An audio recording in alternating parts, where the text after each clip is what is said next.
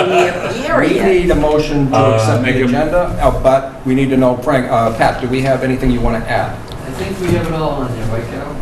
Except then we wanted to talk about 159 again, did you? Well, I see 228 Central Ave isn't on there, or 159 Hall.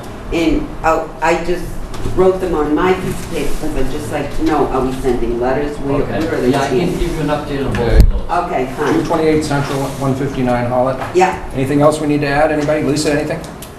There was a group that we were gonna recognize, but I think they're gonna be on September. I haven't heard a word from her. okay. So wait. Okay. Make a motion to accept the agenda with the revisions. Second? Second. Member Hollett? 159. Thank you. All in favor? Aye. Okay. We don't have anything up until 1:30 I'm sorry, 6:30 anyway. No, On well, an that ANRAD. is- Well, that's going to be. Move that. Okay. But we have to We have to discuss move it it. at 6:30. Yes. Yeah. Do you want to go for the IDAs? Those aren't really that difficult. How quick? That doesn't need a speech, does it? Is anybody here for 5 Blossom Road? Yeah, that's separate. Come on up. That needs a speech. What? That There is a needs to be- speech? That's an RDA. Speech. Ah, got it. On September 3rd, 2014, during the 6:15 meeting at Town Hall, the Scituate Conservation Commission will act on the request of Pamela Donovan for a determination of the applicability of the Massachusetts Wetlands Protection Act and the Scituate Wetlands Bylaw to repair a septic system on property located at 5 Blossom Street. Abutters and other interested parties are invited to attend. Done with a certain panache, if I might say so myself. Oh, yeah. Oh, and now, Here it comes. he doesn't have to read this. Go ahead. I don't know how you guys get anything done in homework. I was so relaxed after being down there. That's because we're all so I made it nice. up. We heard all about it. Well, I called Paul, I didn't want to get lost. Okay, I did read this, Sorry, Frank, and he's up for 5 Blossom Street. Sorry about that. Sorry. You Fire wanna, away. Identify yourself. My name is Steve Hassett. I'm an engineer at Morris Engineering. I'm here today for the RDA for the septic repair plan at 5 Blossom Road. I'm representing Pamela Donovan. On the property, there's an existing 4-bedroom house shown here. There's wetlands shown on the blue line, some on the left side of the property and some in the front. The red line is the 50-foot offset, and the green line is the 100-foot offset. The existing house has failed a Title V inspection, so we have designed a new one. The existing septic systems are located right here, and that's also where the proposed system is going to be. We have a 50-gallon septic tank that's going to flow by gravity to a distribution box in the leaching field. It's in full compliance with Title V and not asking for any upgrades. It is located 91.2 feet from the wetland at the nearest point. There's minimal changes to the existing. We propose a straw wattle here in orange to prevent any sediment from flowing into the wetland during construction. And that's about it. It's at the furthest spot on the property that we could get it away from the wetland pretty much. The plumbing already comes up the front, so it's got in the front yard. There's a tree line here going back here, so we didn't want to put it in the back. And that's about all. Any questions? No, basically it's in the same spot as the old one. And, It's relatively new, isn't it? well, It's not an old system. well, like 20 there is no 20 system. years old. But that, yeah, huh, Yeah, he said it failed after 20. Yeah, wow. yeah. But they're putting the tank almost on top of the old one. So when you put it in the same spot as a failed system, do you have to change out any of the soil or anything, or? Yeah, all the contaminated soil down to where you hit the natural soil again. But basically, this is just replacing the failed system with in the same place with a new system. Yes. Yep, all new components, but Yeah, of course. essentially the same exact spot. I show the existing and the proposed right on top of each other. The same capacity as the previous system? Yep, no upgraded bedrooms or anything. Has the house been changed at all in terms of size or additions or anything in the time, the 20 years? It was a 4-bedroom house when it was designed as a 4-bedroom now. I'm not sure if they put any small additions on Okay. or anything like that. Do you have Doesn't the look like board? it based on the shape of it. Do you have the Board of Health certificate? They gave us revisions, so there was minor changes, just changing the notes, and I submitted those this afternoon. I told them we had the hearing tonight, and I was asking if they could sign off it on it, but I never heard back before the end of the day. All right, well, we can still do it. I spoke with her today too. She said that you were gonna be talking with her and she thought they were minor until we had the hearing and that we could just make it contingent upon. Yeah. But they have to go back to their board for a vote? Or No, it's they the will? engineering department that's been approving them. So I went to them first, and no Oh, one was oh. there, so I'm So sure Sean was. Yeah, I think it's Sean. Okay. It was minor changes, just add the dimensions for the property line, add the R scale. Okay, Frank. Anybody else? Bill? Paul? No question, looks good. Pat, you're okay? I just had two things. One is, you get the wetland lines, it's flagged out there, and the system is that far away for the purposes of, for a septic, but there's no narrative, there's no soil, things like that. So what I'd like to say is, we're approving the septic as being far enough away, but I don't want to put this line, this wetland line, in concrete in case they come back with another project and wanted to use this line, because there's really no information about it. It's also a string of yellow flags. Are those where Brad did soil samples maybe, or? I'm not sure, are they further back? Yeah, some of them are a little beyond the wetland flags. He might have done soils on either side. But I just want to put a note in there that there's also a couple of big brush piles that are right up against the wetlands.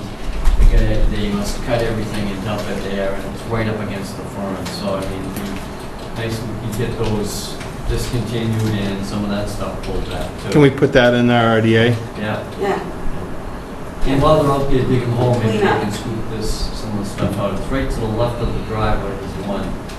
All right. In the back. Just like yard clippings? Yeah, it's a pretty big pile, but yeah. All right. And he's got it contained, but it's a little too close. All right. Were the yellow flags out here by closer to the road? No, they were all along the general vicinity of the wetland flags. I'm not sure, maybe there were other flags and also delineated. Could be, there were no numbers on it. Sometimes Brad does soils, on either side, he just ties a yellow flag, but there's more than he usually has. But that's he did a new flagging for this Yeah, project. this was this summer. Okay. Because the old flagging would have been by vegetation when they built that house, Yeah, right? yeah. yeah. Okay. Must have some kind of property line things that this guy wanted to find out while he was out there. I don't know if you guys surveyed other things while you're out He wants one corner staked out, but it's right by the driveway. So. there. Okay. Okay. Anybody in the audience? Rosemary? You're a big crowd tonight, huh? Yeah, really. I make a They're all motion over for the negative car hall. 3 and To include the the, yeah, to conditions that include were, the conditions of cleaning up along the 50-foot buffer and preferably don't put clippings out there. and that Board of the Board of Health get, Oh, yes, we have to have that. and that the flagging is not something that we're, Yeah, usually we Set get a in stone. narrative Yeah. from him, but usually it's something closer than Yeah. this. Yep. You have to- Here's a sketch that Brad sent us. He only noted 2 different wetlands. Oh, yeah, yeah. Yeah, we have this. one. Do you want to take a look at that, Pat? Yeah, I think that one was. Yeah, it's just that how we determined it usually gives a little write-up on it, Yeah. so that way if they were doing a project in the future, we could rely on this line, Mm-hmm. but. Right, you could say, like you said, they're replacing existing system, it's far away, or not verifying the wetlands, would Yeah. put that in the conditions. Right. Then if the guy comes in for an addition, we take a look. Right. Maybe the line is perfect, he just needs the just detail. needs it right. Yeah. Okay. You want to second that motion? Second. All in favor? Aye. Great, thank you. Thanks a lot.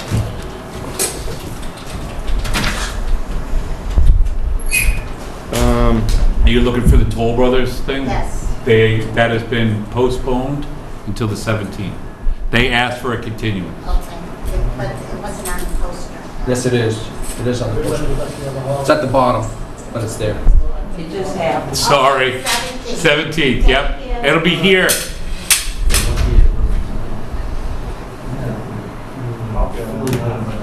We put something up on the, You know, I know. It's on the poster. It's on the poster. No, I'm So we got a half an hour. What do we want to wrap? Can we do these? 92 RTA. Oh, I'm sorry, Clap Road. Same thing with that one, we told them end of the summer, they're gonna have to remove the trampoline and do the blueberry plant. But when do I continue it to? Yeah, That's and what we I'm keep asking. doing it because Carol's saying that if we take it off, then you, Yeah, yep. okay, so- I make a motion to continue the IDA on 92 Craft Road to September 17th. Can I clarify that? If we take it off, what? You're supposed to keep it on there until you close it out. It's an RDA, so it's not, you get a certain time frame. Yeah. Once you break the timing on the thing, then it's like they would have to reapply, but we're going along with, them Okay. planting in the fall. when it's Okay. the right time. Okay, thanks. It has to be mutually agreed upon. Thank you for that clarification. So I'll second the, Excuse me, I'm gonna You're good. move that out to October 1st. Okay. Continue it to October 1st. So we can address the enforcements, we can do the orders of conditions. Okay. do we have the second on the how? Second. All in favor? All right. Aye. On the order, we should probably wait till Barbara gets here. Barbara's driving from, Barbara, the south, driving from Millis. for what? And the orders on 126 First Parish. Okay. So she should be here in a while, but she's not here yet. So you want to talk about, do the enforcement pieces or agents' reports? Yeah. Can I just want to make sure, there was one piece that I wanted to make sure we did on administrative pieces. And I think I emailed you on work that was done on the trails up the West End. Want to do that now? Sure. Alright. I'd gotten, Howard and Ernie? had Ernie Yeah, Foster. Foster had helped Howard Matthews with some of the trail clearing pieces. So a few things had blown down and a little bit of weed whipping was done but Ernie Foster had, and so Howard and his wife have done a great job of keeping up those trails with very little help from anybody else. Occasionally, if there's a big log, Howard will find somebody to give him a hand or something.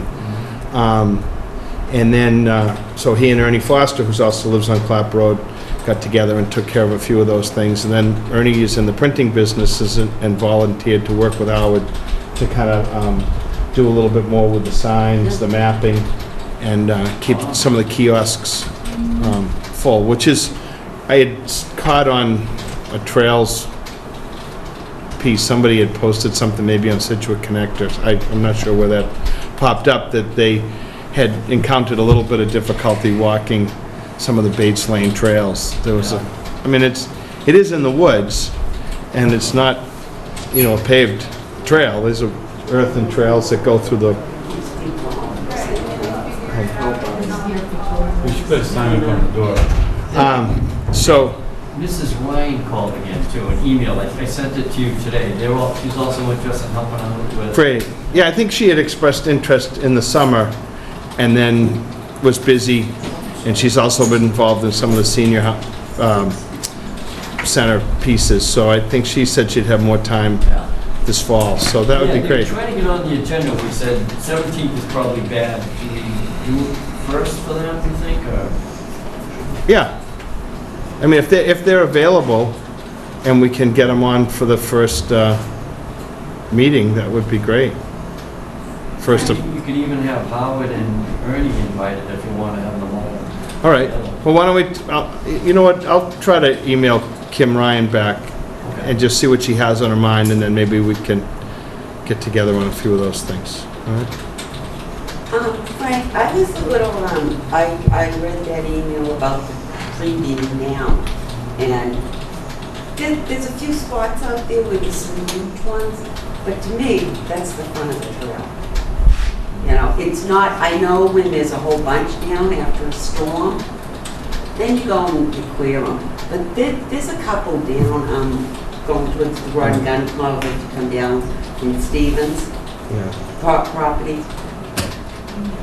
That's the fun of being in the woods. I mean, it's not supposed to be pristine. And Howard and Nancy are phenomenal. When there's a big storm, he's right out there. If he can't do it himself with his chainsaw, he brings somebody else. But I would like people not to start to nitpick these trails, because it is a trail Right. It's out in the woods. Right. And this is part of Mother Nature, the trees falling down. And if you can still get over them. Yeah. You Well- have to get him in here to recognize him too, because he does do a lot. Yeah, I think we did it He's last year and Yeah, we did. but you're right, if we can get a few folks together on that, and maybe whether we want to tie up the meeting with those sort of things, or we want to do an independent piece again, like up to Mount Hope or something. Yeah. Um, I Trying to generate some interest, but it's sort of the same crowd. The tree and the clearing, stuff like that, as much as we can, we want to make them handicap accessible. So, as much as you Have can. you So, been out there? I've been to part of it, but You yeah. have to walk the trail. I think that's wonderful. The driftway is handicap accessible. When you get out in the woods here, it's just not going to happen. It's you have some paths that go right up the edge from the bridge, right? Right. When you're going up. I mean, Right. there's just no way. So, we do the best we can, but we have some places for the handicap to go. We're very aware of that, but there are some spots. But part of adding extra property and things like Yeah. that, and people's concern for like the deer tick and whatnot, if we can keep brush back from these trails and I think it would make people feel more comfortable. And I think, you're very familiar with the area, but not everybody is. So if the signs might be just a little bit clearer, but it sounds like they're on it, and which is great. I would love to see those two spearhead, I had stuff up there. one other question on trails in the fall. Do we post hunting signs up there? We have I think we have We're already signs up at the there. kiosks. They're up there. Yeah, so I think we're pretty good Yeah. with that. But maybe we could put something in some of the social media pieces just to make people aware. We'll have to try to figure out how to, Website or something. yeah. Yeah, a lot of places put it on the website about hunting season. Yeah, the hunting season has begun. Yep, Yeah, I think I did that last year. that'd be great, Carol. You're gonna have to tell me what the hunting season. But the signs are out there, and they're very clear. And just a quick update on where we're going with, between the Crosby property, I think we are so close to finally closing on that. They're down to an agreement that I believe is all approved on the change in the right-of-way. And then we're waiting on the appraiser for the Damon piece, and it's just been slow to get done. But I think they're both, with any luck, we're within a month or so of getting those wrapped up, which would be unbelievable. Well, it'd be wonderful to get Yeah. started. Yeah. And then we can turn our attention towards some of those access things. Parking stuff. The parking, the Yep. lawn, yeah. That would be wonderful to do that this winter. If anybody's here for the hearing for Indian Trail, we just have to wait until 7 o'clock, so. They could Anybody's be here for here Toll for Toll Brothers. which- If anybody's here for Toll Brothers, that is postponed till the The 17th. Okay. Do enforcements. Yeah, enforcements, or do you, anything else you want to read? You know what? I could make a motion to continue Toll Brothers till September 17th. Yeah.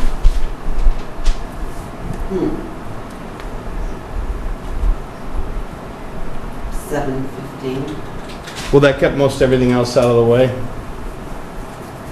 I hope so. There's one at 6:30. What's at 6:30, Penny?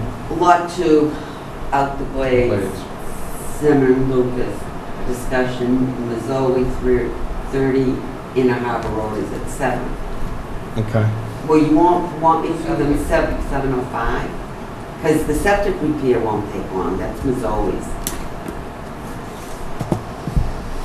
7:15. All right. And it's going to be in this location? It's gonna be Yes, here. it's gonna be Okay. here. Yeah. Pat, I just, on that, with regard to that, will Chris Lucas be available and Josh Bose? I think where this is a fairly, I think people are going to want to hear answers to their questions. Chris is definitely gonna be there. He's got 2 Glades Road too. Okay. And Josh could do it tonight, and when we emailed about the change of date, he didn't say he couldn't do it, but we'll check with him. Let's just make sure if he can. I just think it would be easier to have our people there. Yeah, That way, if there's a question, it's just not Toll Brothers folks answering that question. yeah. Okay? Yeah, he was gonna send, Chris was gonna send the wetland guy to walk the site too, so there would have been somebody here. Right. But it would be good if the principal was Yeah. here for that. Yeah. Okay. And we get the report today too on Lot 2 Glades. No, not Lot 2. The Glades disturbance way out at the end, that came in from Martha Reinhardt today. I saw Okay. that. Well, I didn't Wait a minute, see the excuse me, we need Yeah. a second on our motion. We have a second. Do we have a second for that? Thank you. All in favor? I thought Thanks. that was a estimate of her services. It wasn't a report. Just the proposal, okay. Yeah, that was an estimate on costs, yeah. Yeah, that's what it was, because I read it. So did I. Yeah, good going. It's been a while. Yeah. Okay. Obviously, I didn't. I No, just saw you didn't the read the whole email. thing. No, she was just giving you a price. Okay. Do you want to work down through some of these enforcement pieces? Yeah, I Sean? don't know if, To Lisa's point, do you think this room's big enough for the 17th? I mean, it sounded like you might have a few people at the GAR hall, plus a couple came here. Unless it's booked, unless that's difficult for you to hold your meeting there. That's the last part, is the part. The acoustics are really bad. That's right. Oh, I The couldn't recording agree more. for the TV and all, is really, I'm sorry, I'm speaking for you. Yeah. Really bad, and yes, it probably will be crowded, but people are gonna be able to at least hear and communicate with each other, which I think is more important. I do think, though, we should encourage the guys from Toll Brothers to have, some plans that are easy for people to see. I mean, I thought that they really could have done a little better job of being able to show that. You have a kind of small plan in a large area. Definitely, you'll be closer to the plan, and we might have to rotate a few people through. We might pull this up a little closer and add another row to it. yeah. I do have a question, I don't know if it's possible, but with a large group, is there any way that they could try to do those plans like with an overhead projector and put them up on the wall for people to be able to see? My guess is they'll probably be doing some more of that when they actually have a project. Right now, it's for the ANRAD piece, and so I think if they just are prepared to show it a little better and have some easels, and I think you'll be able to see it better because you'll be closer Right, it's going to be wetlands lines. in this and room, resource but areas. maybe at that point, we'll find out, are there extra chairs in the town hall? If that table gets pushed way up. Add another row. And then we'll make sure that their plans are not only for us to see, but that, For TV and for the audience. Right here. yeah. And do we have Yeah, it is access much to any harder. kind of like wireless microphones or anything, whereas at least... Oh, for people in the audience? Yeah, because... I think if they stand up, rather than really speak loud like I am now, I think that microphone will Yeah, pick it it does. up. Other than that, we had people come to the microphone. Maybe that's what we'll have to do. Yeah. People that want to speak are going to have to get up and come up. Maybe Okay. you could ask if people aren't here for that, they could just wait in the hall, just to let those Good residents thinking. That's a good idea. listen and be. That's why he's a selectman. Whoa. John, you mind waiting in the hall? That's how he gets the big bucks. Yeah. Frank, if they talk to Bill, they may be able to do it through that projector up there onto the wall. It was just a PDF file. So they Yeah. may be able to make a phone call and figure that out. Well, we could ask Toll Brothers if they've got that information, if they want to coordinate it. But you know what, sometimes the lighting in here and that, I've had problems seeing it. in the audience. Yeah, but you need 3 pairs of I glasses. know, I need 3 pairs of glasses. You opened yourself up. Wow. All right, All whatever. We will figure something out. Or Frank will figure something out. Okay. Anything else? On the agent's report, there was the Marshfield River Abutment Project. They've filed a notice of intent with them, and they're going through the full review. And we were given a copy and asked if we wanted to do an RDA or have them do an RDA or notice of intent with us. And when Carol spoke with, they got in touch with us, and Carol said they withdrew the requirement that we have a hearing on this. So unless someone really wants to have a hearing, I'd be up to having Marshfield take the lead and do it. The whole revetment is on their side, the abutment. So, Yeah. and it's just that it was within 100 feet of us that we were given the opportunity to ask for file. But we're busy, and I trust them. Sure. So, Okay. It's going to get reviewed. yeah, it'd be a full, yeah. Do you know on a case like that, like, do they notify the Scituate residents that are within so many feet? I think, yeah, it doesn't have to be just in your town. You have to go across the line if they're within 100. Yeah. Okay, great. Yeah. Okay. Sounds good. Do you want to do some of these enforcement pieces till we get to 7? Yeah, Carol, there were a couple that people requested a specific time on. You had told a couple of people, what about 7:30? We had told Barry. Barry, yeah, we need Barry, but we spoke with her today, and I don't know if we set a specific time.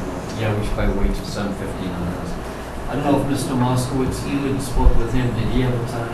I think he wanted Frank, you to, want both profits? Sure. be later, and I think Mr. White was gonna try and make it, we wanted to be last. Okay, so those are. Where are we at with Bungazone?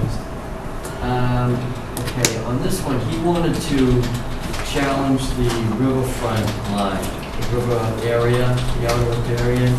He thinks that he had somebody measure it, he thinks the riverfront is really off of his property and that the work that he's done should be allowed.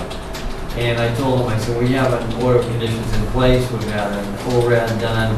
I said, I'll check with DEP and I'll get back to you. So I talked to DEP and they said, you know, you can appeal, but it's only within the 10 days. He didn't even own the property when this was approved. Right. So I said, you know, you can, you're welcome to get an attorney and call who you need to, but we're going with the line that we have. Yeah. So I spoke with the person who had the property originally, who sold it and built it. And the guy you went to school with. Ellis. Jay Ellis. He's got temporary posting. He's gonna put in the full conservation post with the plaques. And then he's pretty much done. As far as to who took out plans and who put in plans, that argument's still going on between. Yeah, I mean, we just want to put back and get out of that zone. Right. Yeah, this last time was just held up by me checking with DEP to find out whether he has any right to appeal, and it's coming to us. Okay. And the update on the Glades, we already had that. Has anybody else been out to the Glades to see that damage? Yeah. I got to get out there. Yeah, it's. Maybe when I can. You want a date? It's pretty sad. I'll work it. It's almost as nice as the trip today. I Oh, know, yeah. I know. We gotta get you out of town more, Frank. It's way. It's almost as far, too. Way out there too. It's way beyond the buildings. It's all the way back where the Osprey pole is. Okay. So it's a long walk from where you park. Will you park at the old hotel? Yeah, behind you, you know, kind of, you drop Yeah, back, you yeah. cross, you park in, then you walk left for a long way until you really can't walk any further. There's an inlet on the chain, the Osprey pole's out there. But Martha was out there and we spent an hour and a half measuring disturbance and measuring fill and measuring everything. So she was ready to start a report, but she wanted to make sure we got it approved. Okay, and they're going to pay for it, right? The Yeah. Glades. Yeah. So did you give them a copy of that proposal? Or? That came in yesterday, right? Today. Today. Today, yeah. Okay. So, So get that up to them. yeah. Is that Yeah, private? I'll- Are we allowed to go on? What's that? Is that private property? Yes. Yes. But we're allowed to go on it for conservation? For that. Yeah. Yeah, they've been pretty good about that. Okay. Yeah, we notified them that we were gonna be doing that. Okay. How about Haas on Hadley Road? That's one where the trees have been removed, and at this point, I still need to send them a letter. I've been in contact with, there's 2 property owners, and I was in contact with the person who owns the lot, not the one who owns the house. And he said he'll wait to hear from us on the letter. He didn't realize that it was a big deal to cut and stuff. But it's right behind it was the salt pond. I don't know if it's salt pond anymore, but it's marsh. Right. So we'll be talking to them. We'll get them into the next meeting. And I would assume we'd be talking some kind of restoration. Bill, did that happen right under your nose? Actually, I talked to them, and I told them that,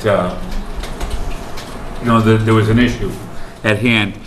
Steve, the guy who had bought the house, also his brother owns that piece of property right beside the pond. Yeah. So they were seeing it as, invasive growth, and that they were doing a favor. But I had mentioned to them that they can't do that that close to the pond. Okay. But I'm sure they're going to be willing to, to do whatever they need to do to make it good. So they're really nice people, and I'm sure they'll do whatever they need We'll to do. probably start by having someone take a look at what was cut, how much, measure it, that kind of stuff. And Okay. Get it assessed. So. All right. So we're gonna have them on for the 17th or First.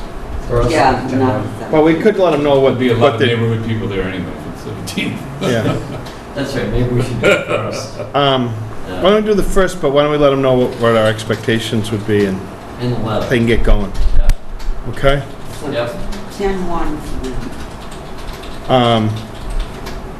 And then airs the garden, it looked to me like there's more stuff going on out there. I went by. Oh, really? Yeah, The latest is this, they would like to construct a single-family home out there, so their attorney has gotten in touch with us, and they're looking into a building permit, that kind of stuff. I know we have they done anything about repairing the damage that was done? Nothing.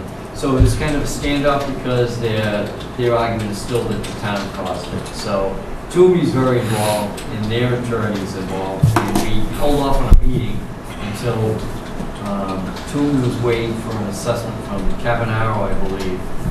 We looked at the engineering for the original. Is Kavanaugh working for them or us? For us. Okay. All right. Could I ask one question of the applicant? When I'm looking at his proposed plan that he wants to build, okay, I understand there's the question on the easement. That's next door, that's not with us. So I don't get it, because that house that he's proposing would be within the 50-foot buffer. No matter where the easement is or isn't, it is still in the 50-foot buffer. So I don't understand why we're going back and forth. It's just, Well, if they want to file a hearing, but first they've got to repair the damage. yeah, well, that's what I'm Right, this is a bait and switch. You say you have a violation, you come back with, well, I want to build a house, let's talk about the house. Yeah, and I Right. wrote... This has been going on for a few years now. Yeah. The letter that was, we talked about this at 2 meetings ago, and I wrote a strong letter and sent it to Jim. And Jim is holding it, and he isn't sending it until he has a conversation with Kavanaugh. And just he wants the facts on how far off this easement may be, and if it's off. So it was surveyed, and Greg Morse did the survey for Mr. Ayer, and so they're looking at that too. But we have a letter in line that says all these different things. We want it cleaned up, that it's buildable, it's riverfront, there's a lot. Just take all that fill out there for a meeting. So that'll be as soon as Jim Chilton says to go. So, it could be at the next meeting. Okay. We got about 6 more minutes before we can do Indian Trail. What else have we got? I can just- And if we could be all done with everything, then as soon as What we... about White, Edwin Foster? Yes, okay. The reason they're not on there now is they asked if they could be on October 1st. So when we met with them, there was a talk about digging out the wet lawn area and making a pond. You and I were out with them one day, right? Right, and then they were saying that if they don't mow this often, the Phragmites comes back, but,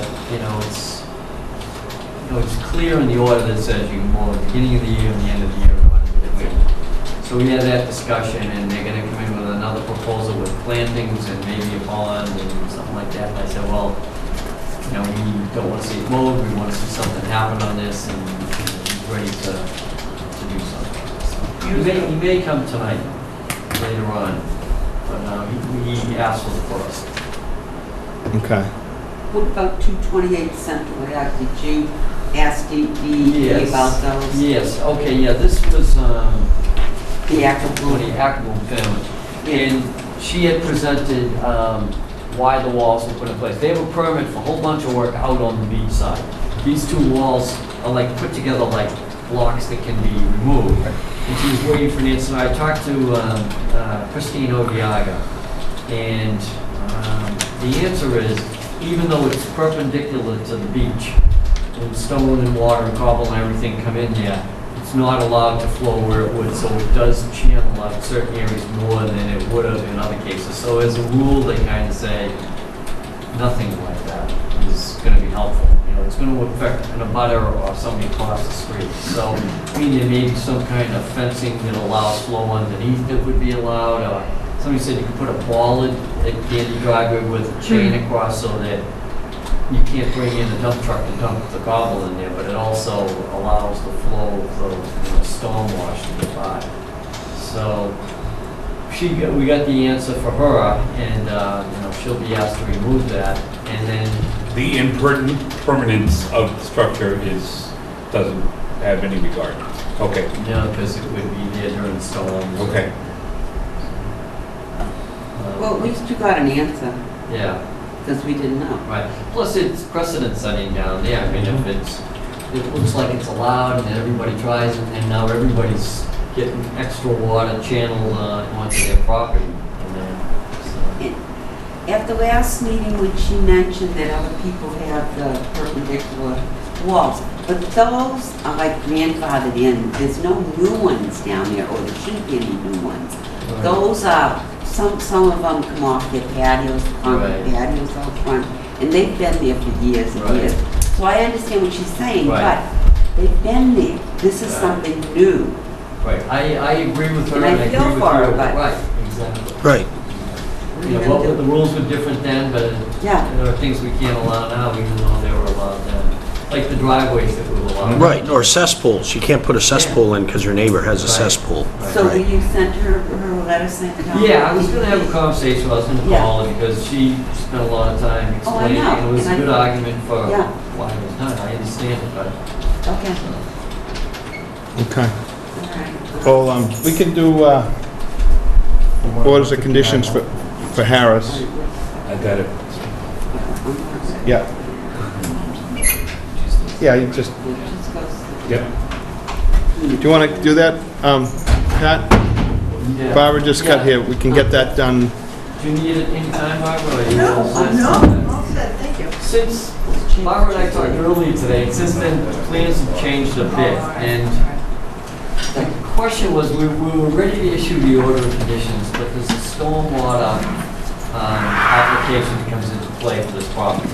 And it's not the local bylaw, in my opinion, it's the DEP, Mass DEP stormwater regulations, and they have standards 1 through 10. So in the original report by Brad Holmes and Barbara, it has the stormwater report, and it goes through step by step all 10 things. So I think that's where the issue is. There are a couple of standards that are hard to reach there, but when a property is redevelopment and previously degraded, you don't have to meet all the standards to the fullest extent, it's to the maximum extent practicable. So it's up to the commission to decide whether it's the maximum extent practical. So, I mean, my thought was that probably you might want to go through the 10 standards.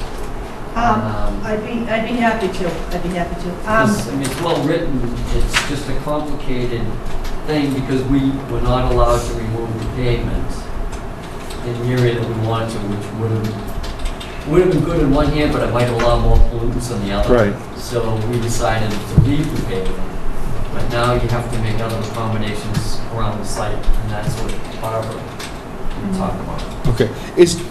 Do we need this as part of our order of conditions? Or is it independent? It would have to be a condition, but we don't need it to complete our order, issue our order. Right, so Okay. that's kind of what I thought we were gonna do today, but, you know, I think Sean and Barbara thought they would come in and talk about the individual steps within this. The other thing is, this is gonna be used by the planning board in their review of whether this has to go to a hearing with them. If they say that, gee, conservation handled the stormwater issue, they met the standards, then that might help with a waiver of a full hearing with planning.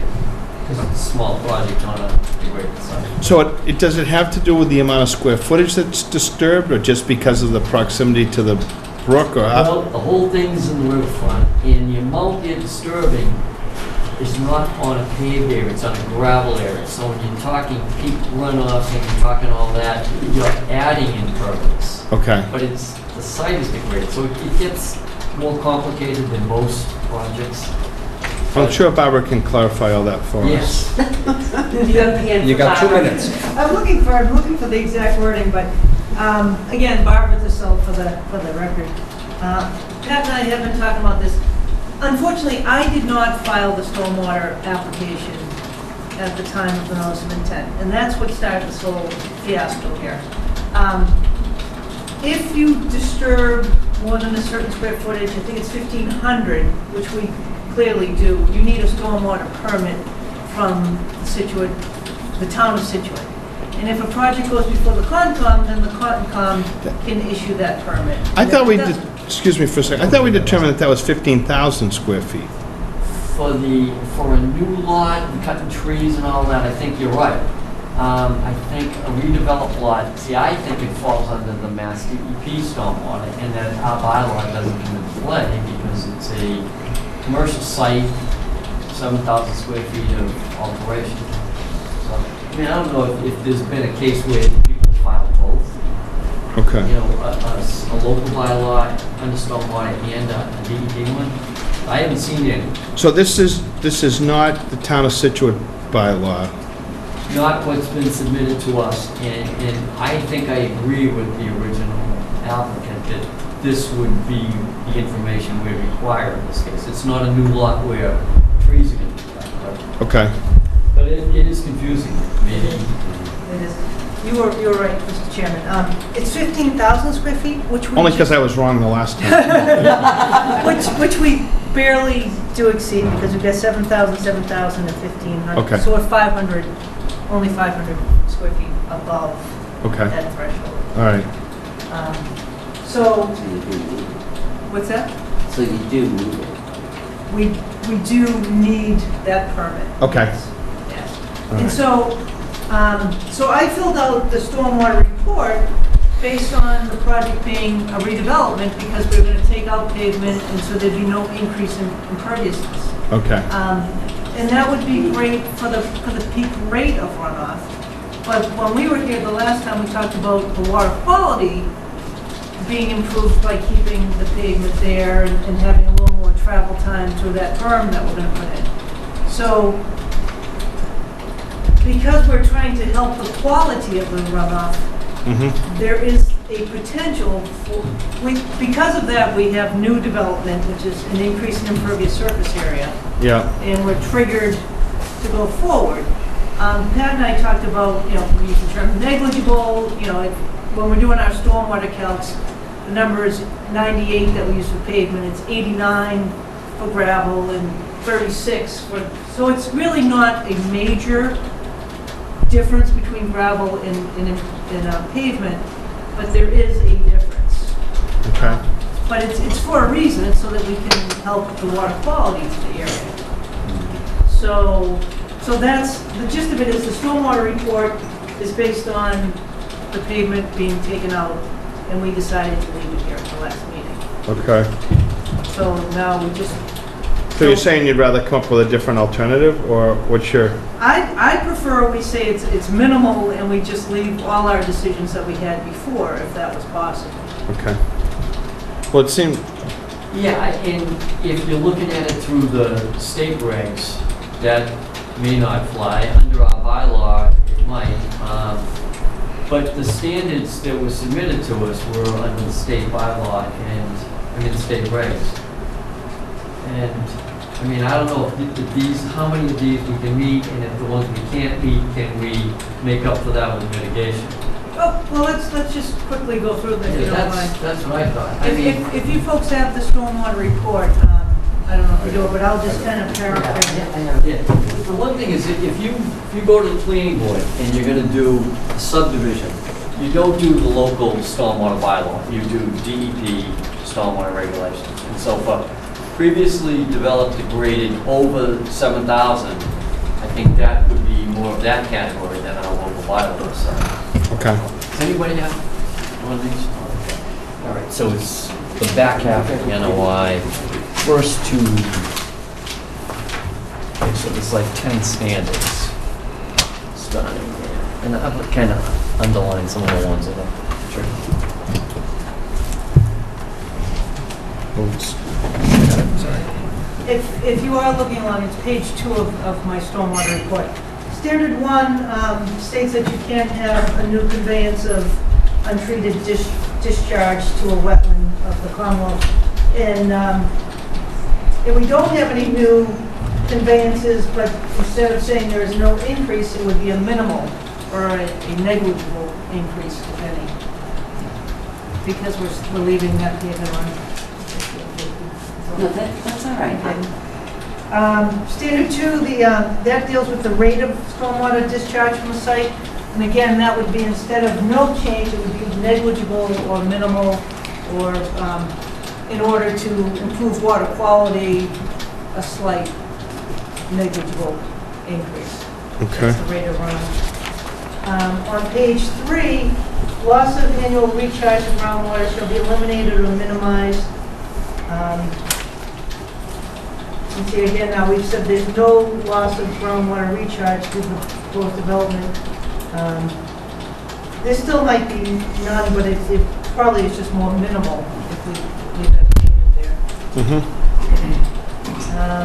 80% TSS removal. I think that is still going to be an improvement because we're going to have maintenance under a roof, and so that would still be a benefit to the site. Higher pollutant loads, you're supposed to use certain BMPs. This one is affected because we would be increasing the impervious surface area. But actually, we can't do anything different than what we're doing on that one. This is for number 5? Yes. It is a higher pollutant potential from the site. By constructing the addition? Actually, Or- not by constructing the addition. Right, Okay. you're right, no. It's being contained under the roof, right. Okay. Right, so actually, you're absolutely right. Standard 6 has to do with the, if you're in an aquifer, interim wellhead, that's not applicable no matter what. We're just not in that zone. Standard 7 just asks us to identify if we're in a redevelopment project, which either we are or we aren't, but it doesn't change the design at all. How you label that. Standard 8 asks us to deal with construction-related impacts. We are dealing with that, and that doesn't matter if we leave the pavement. Actually, that's a benefit if we leave the pavement, because now we're not working as close to the wetlands. So that would be a benefit if we left that. Standard 9, a long-term O&M plan. We have one. We wouldn't change it if we left the pavement. So that's really no change on number 9. And number 10, illicit discharges. That doesn't change if we leave the pavement or not. So there is some benefit as far as the 10 standards in the fact that Standard 8 is improved because the construction-related impacts would be less because we're not working so close. And the higher pollutant loads, Standard 5, actually that's no change as we decided. So the only one would be the rate of runoff would be in question. So you're saying the difference between a paved surface and a gravel surface, or a hard surface and a gravel surface is, would you say one's like 98 and the other one's 86, or? Right, 89, right. So, I don't know what that equates to. It's not a straight line comparison, but the reason I brought it up is if you had grass, it would be 36.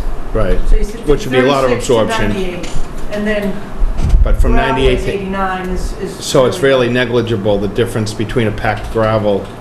Right, and considering the watershed to the brook, you know, so that minimizes the impact of that small 7,000 square foot change. That makes it negligible. I mean, if we had a tiny watershed, that would make it a little bit more of an impact as well. Okay. Did you have a chance to, have you done anything with some sort of detail on the berm that we discussed, or? I was waiting for the conditions so I could put any notes that you wanted, you know, that you've flushed out of the conditions to do that. But wouldn't that berm theoretically affect us in a positive way? It would slow the rate of flow to the brook as Right. well. And offset any of the negligible? Potentially, yes.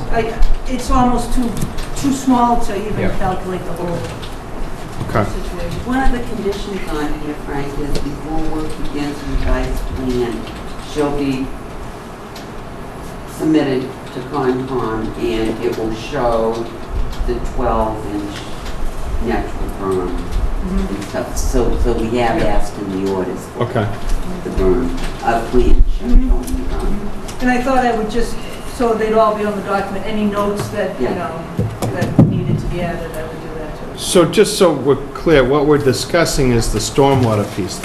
The hearing was closed, and we're not discussing the actual orders. They're not being changed. So the only piece that we're addressing is the stormwater piece. We would like Concom to sign off on the stormwater, if possible. Yeah, and I think this whole package was submitted to DEP, so I don't know how much in detail they look at it, but it came in as a notice of intent, so they should be looking at the stormwater submittal. Okay. And they didn't have any comments back to us, I don't know if they're looking at it. Okay. But I mean, I think we're just going through the regs over here, and the regs say, you know, project of this size, you have to go through the local, but it doesn't say what happens if they've already applied to DEP and stormwater. So I mean, planning board's probably gonna look for an answer for that too. So I mean, maybe we can leave that as a condition that you know, we look into it, and if they're satisfied and under one and you don't need the other, it would be done. Okay.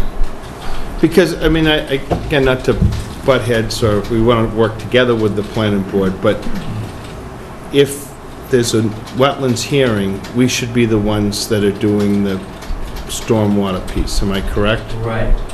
And when I don't think they're debating that, the question is, do we need to do two different stormwater permit application reviews? One for DEP and one for the local bylaw. Okay. And I don't think we do, but I think we need to do a different one than you think we need to do. I think the state one that was submitted originally is what I would consider that wetlands, that a resource filing, and the other one being a stormwater filing, both with the Concom. Maybe just to have different terms for the two different processes. I know you're exempt on your subdivision law. You're exempt from the local bylaw, stormwater law. You just do the DEP, mass DEP.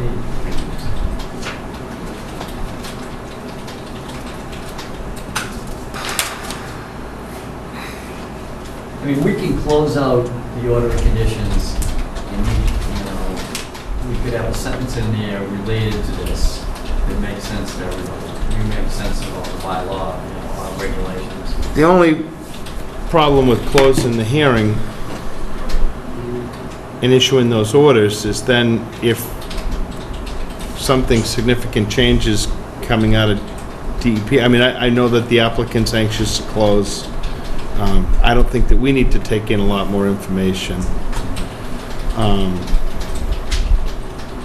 just wondering what the best thing to do for this project at this stage.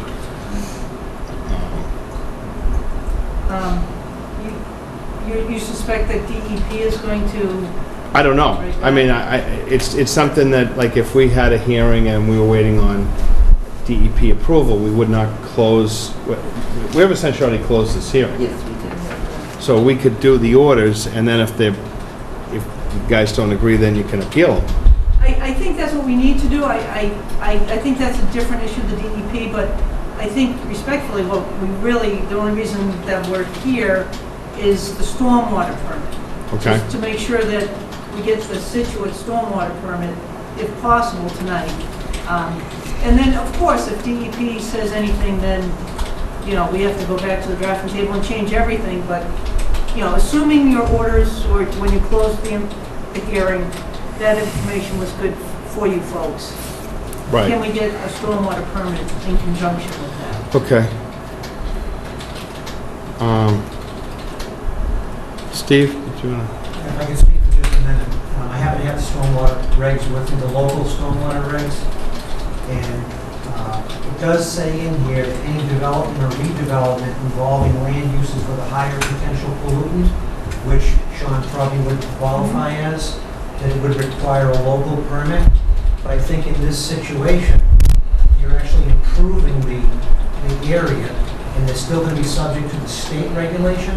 So I think to make sure that the project is safe, you should probably make some type of a determination that by doing this work, you're improving the water quality of the site and still subject to the state regulation. But I think that's what Barbara just, the paces that she just went through. Right, I think he said it better, but I think that's the same. But I think you have to make a local action under the bylaw. Again, if somebody wanted to appeal this, you don't want to have a technical problem. Right. And I think there is a section in here that you people should determine that he has improved the water quality under the local bylaw. And the biggest argument for that is that a bunch of the work that's right now being conducted outside and has the potential to leak or spill is now going to be undercover and on top of a concrete slab. And Absolutely, there'll be no wash off of impurities towards the wetlands. Right, and the berm will slow things down. Yeah, I think if there's a way to word it that at the local level, it's going to be an improvement, we're happy that it's going to be covered and all that, but we also need to get the okay from the state. right. You know, just as part of the notice of intent order of conditions. Okay. But I agree. I mean, I think if we want to say from the local level it makes sense, and then it's cleaned up a bit, there's a berm, and there's... Yeah. You have a standard condition anywhere that's going to say they have to get all the other permits that are required at the state level. So that's going to be in there. And if the state determines or the planning board determines that you need the permit that you're actually filing Building for. inspector, anyone would Right. have something And to you have say. all the way up until the time he files for a building permit, the building permit's issued. So there's no time frame under the local bylaw, unless it's a single family home and back in 21 days. So that'll make it all the way to the building inspector, and he'll determine exactly what they have to do at that point. I think you're covered, but I would make the determination at the local level that it's an improvement. I think it helps them. Anybody? Penny? Richard? I have no question. I think that's exactly Paul? right. I think, just to make it like Steve said, so it's not confusing, if there's an issue, we put a condition, like you were saying, that it satisfies our local bylaw. We think it's an improvement for the site, and if there are any state concerns, they need to comply with those. You could kind of put that all in one condition related to stormwater. Well, that's a separate, the stormwater permit is a separate permit than just the order of conditions. Right. You file for both, right? Yes. So you're actually going to issue a stormwater permit, if you choose to, saying it's not a condition, but it's basically stating that the commission feels this is an improvement in water quality and issues a stormwater permit to proceed forward. Okay. Lisa? Any questions or comments? None. Yeah, I Sure. think we could write up something that captures what we're all talking about. Okay. So we're really doing two things here. We need to vote to accept let's see the conditions as they are, and then we're going to do something for a stormwater permit. Right, there was a couple of new conditions that were reworded that Carol was working on. Since they were sent out? today. You guys get those? Or Do you know what they are, Penny? 39, 40, and 41 maybe, there were... Yeah, they were. The ones you have over there, Penny, or... You know, I read it, Carol, and I'm not sure if I printed it, but Carol did send it out today. Okay, 'cause, And I was fine with what she, condition 39, she was gonna question you on the continued maintenance. yeah, Oh, the spill kit. yeah. And if the spill kit Yeah. gets used, they have, That's in yeah, there too, yeah. Number 41. yes, Yeah. Okay, so those are, and you guys do have those in... yeah. Okay. 39 asks for the revised plan showing the berm. And the only thing that I was interested in possibly just adding, I know it says here that, the property owner shall remove any man-made material downgrading of the existing fence. Material should be disposed of accordingly with all state and local requirements. Cleanup shall occur annually, and this shall survive the condition, the certificate of compliance. It'll run with the title. I just wanted to know, is there a way that the commission can go out there themselves every year and just see, you know, that it is, have an inspection? Yeah, I mean... That there's nothing out there that we During can. the project, you definitely can, it takes a year or two, and then afterwards, we list it as a perpetual condition. Well, it is a Yeah. perpetual condition, so Yeah. that would cover some, you know, I myself might want to go out in the winter and just take a walk behind the fence, that I wouldn't be trespassing, we would reserve the right. Run it by Mr. Toomey, but it sounds reasonable. Okay, that's all. 'Cause I know there was a question at one point, a few years back, we had a complaint that. I think though it's an industrial area and you're gonna really wanna talk with the owner before anybody just goes Oh, roaming. no, I understand that. I'm saying. I don't think it should be a condition where people can just arbitrarily go out there. I think there could be something in there to contact. That's fine too, because it says it's supposed to be done annually. Okay. Cleanup should occur annually.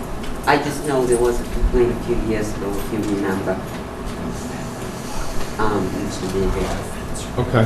All right, and I just wanted to get on top of that before it happened again. Okay. That's kind of, The rear fence back where the river is, yeah. Yeah. yeah, that's all. Yeah, Just sure. annually contact the owners and, Go ahead. Sorry if I speak, I Sure. just want a little clarification. yeah. 12 years, I haven't been on the other side of that fence, Penny, so I don't think you'll be able to get there. It's told, there is a Yeah. gate, if there was a gate, it's locked, you cannot get back there. You're better off going in behind Bobby Stevens' house and walking down all our property behind the houses. Yeah. You cannot get there. It's totally fenced off. I just know it. Yeah. Okay. Anybody has the right to walk up the middle of the brook, so. That's right. Okay. Get Penny But some there waders is and she'll be something- out there next Give year. me some waders. Out I'll go. Kayak. Where did Penny go? Have anybody seen her? Oh, we hope she doesn't come back. All right, Okay. now we're I on make to, All right, I will make a motion to accept the orders as written. a second? Second. Very happy. All in favor? Aye. Okay. Now, Yeah. stormwater. And the local stormwater, as long as one is required. Yep. Okay. You want to make that So we make a motion? motion, we've not done To issue a stormwater permit? to issue a stormwater permit under the local bylaws. Yep. Second. All in favor? Aye. Aye. Right? Yeah, and we can check with you. Yeah, we got a little bit of digging, but, okay? Thank you We're very good. much, everyone. Thank you. And Thank you. Thanks for passing that over. Thank you.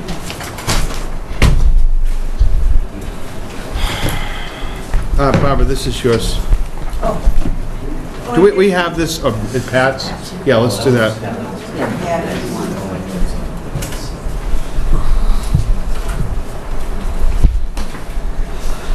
Okay. What's this one? Oh, this, whose is this then? Does that go with, Brad owns this stuff. it's bad enough it's in your hands. If it gets in my hands, it's really gonna disappear. Have a good night, everyone. Thank you. Thank you. We should probably do it in the ground. Do you wanna do that, hearing, the notice of intent?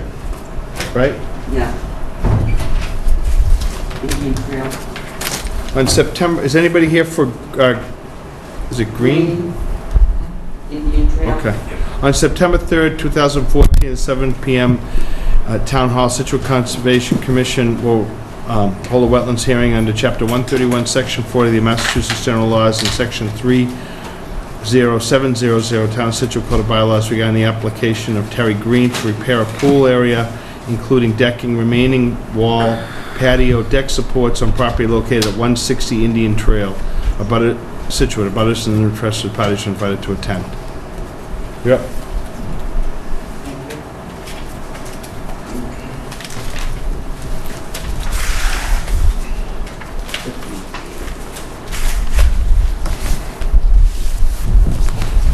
Go ahead. I'm Michael Lesher from Landscape by J. Michael.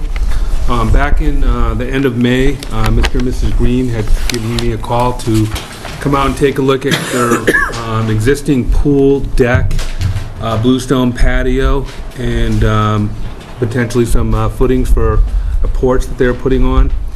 And after reviewing the site, immediately I called Pat, have him come out there and meet with me, knowing that we are abutting the marsh area.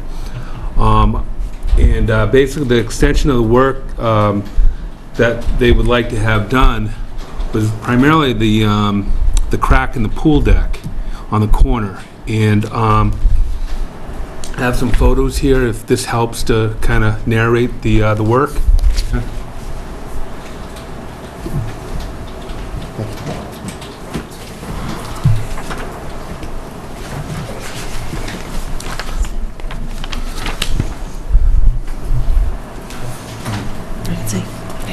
So the first picture is showing existing bluestone in which they would like to have redone in conjunction with the footings. They're doing a major home renovation right now, and as part of the building process, they're having a deck, raised deck installed, and they need some footings put in. So we were going to do the footing work in conjunction with redoing the bluestone.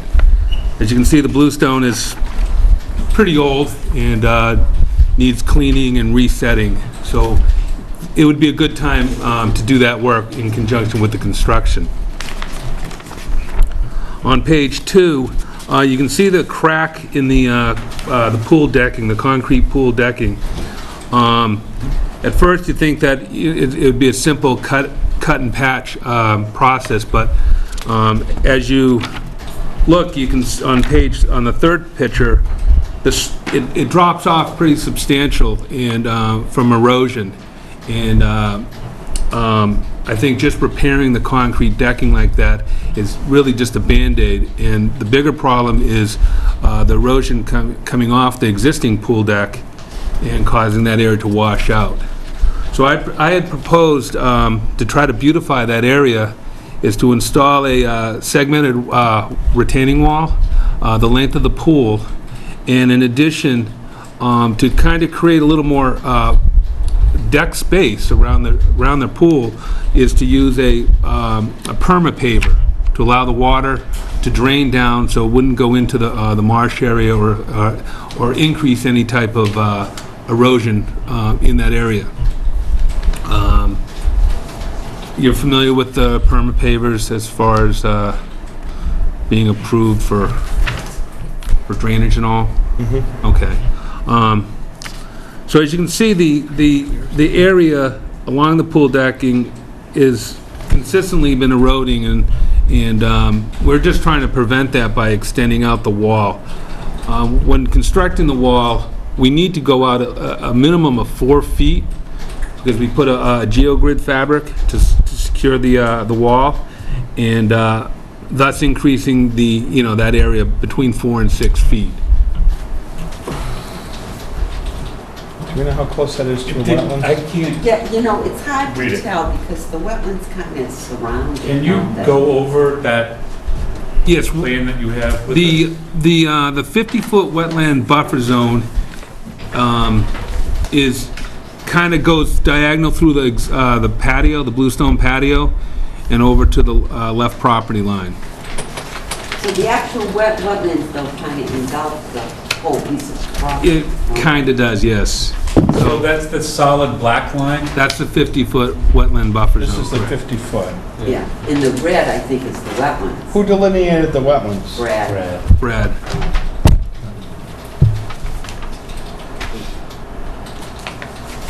Yeah, this pool may have gone in before the Wetland Protection Act or something. It's an old pool, but it wouldn't be allowed under the regs. Well, that's what my question is.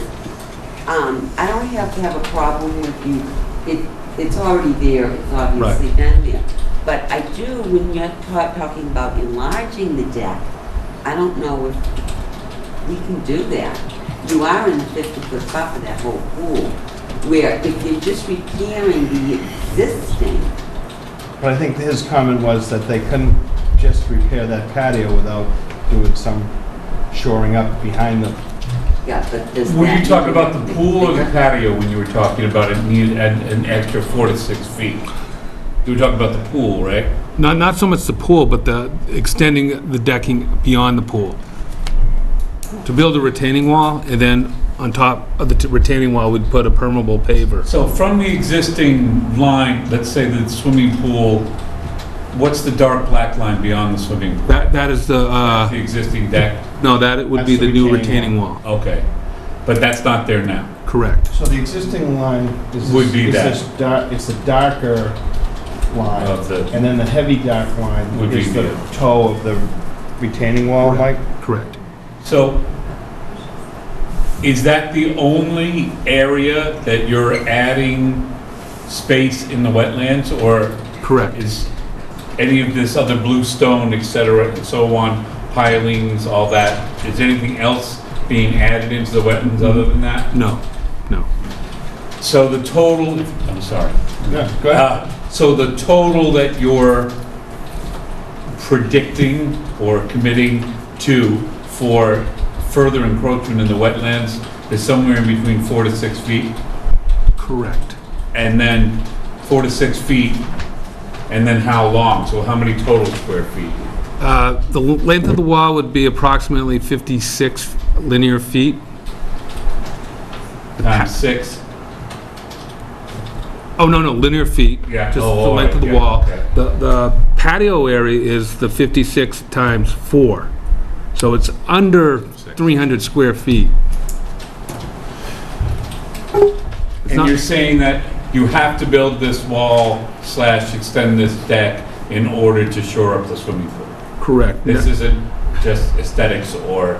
Well, we're trying to do a little of both. I didn't want to go in there with with concrete forms and digging and doing. I figured a segmented wall with a permeable paver would help any further erosion, and it's easier to build than bringing a big piece of equipment in. Okay, and I'm sorry, one last thing, just to be perfectly clear, there's nothing else on this plan that is changing the existing wetland line? Correct. Okay. And there's no impervious surfaces being added anywhere other than this area? Correct. Okay. Thanks, Ben. Richard? No questions. Is this the only way that you could do this? The other method I was describing was you could put a concrete wall, okay, and that would lessen the distance going into the marsh area, wetlands, but that's going to require a lot more construction. I'd have to bring a machine in. I'm going to have to bring a machine either way, but it just, I don't know, I think it's more costly to do it, to form a foundation, to to that effect. And Don't the you have to 7-inch dig walls. deeper? I mean, if you're gonna pour a concrete wall, you're You gonna have to dig yeah. down Yes. below frost, which you don't have to So it's do. more invasive. Yeah. So even if if the end run is that the wall might be a little closer to the pool, the process to get that wall in is a It'll lot, disturb more things. is a lot more disturbance. Okay. I would agree with. That's correct. That's correct. Yes. It's more light out there. Pat, what's your, I just had a question about the engineering for something like this. Someone stamped, engineered plan is gonna be, to be sure that the wall's gonna make it. As long as I keep the wall under 4 feet, which I planned on doing, I don't need an engineering stamp. Yeah, I have it on the drawing here, retaining wall 4 foot. So we don't have to go higher than 4 foot on a retaining wall without an engineer stamp. And I think with the slope and the marsh and all the weight and everything, I just wanted to make sure that it's gonna not Oh, yeah, fail. oh, yeah. Yep. We've, Tackle Block is one of our products that we use, and they're load rated and all that, so. Yeah, I was out there, I mean, it is, that back corner that's got the circle around it, that is, looks like it could fail at any time.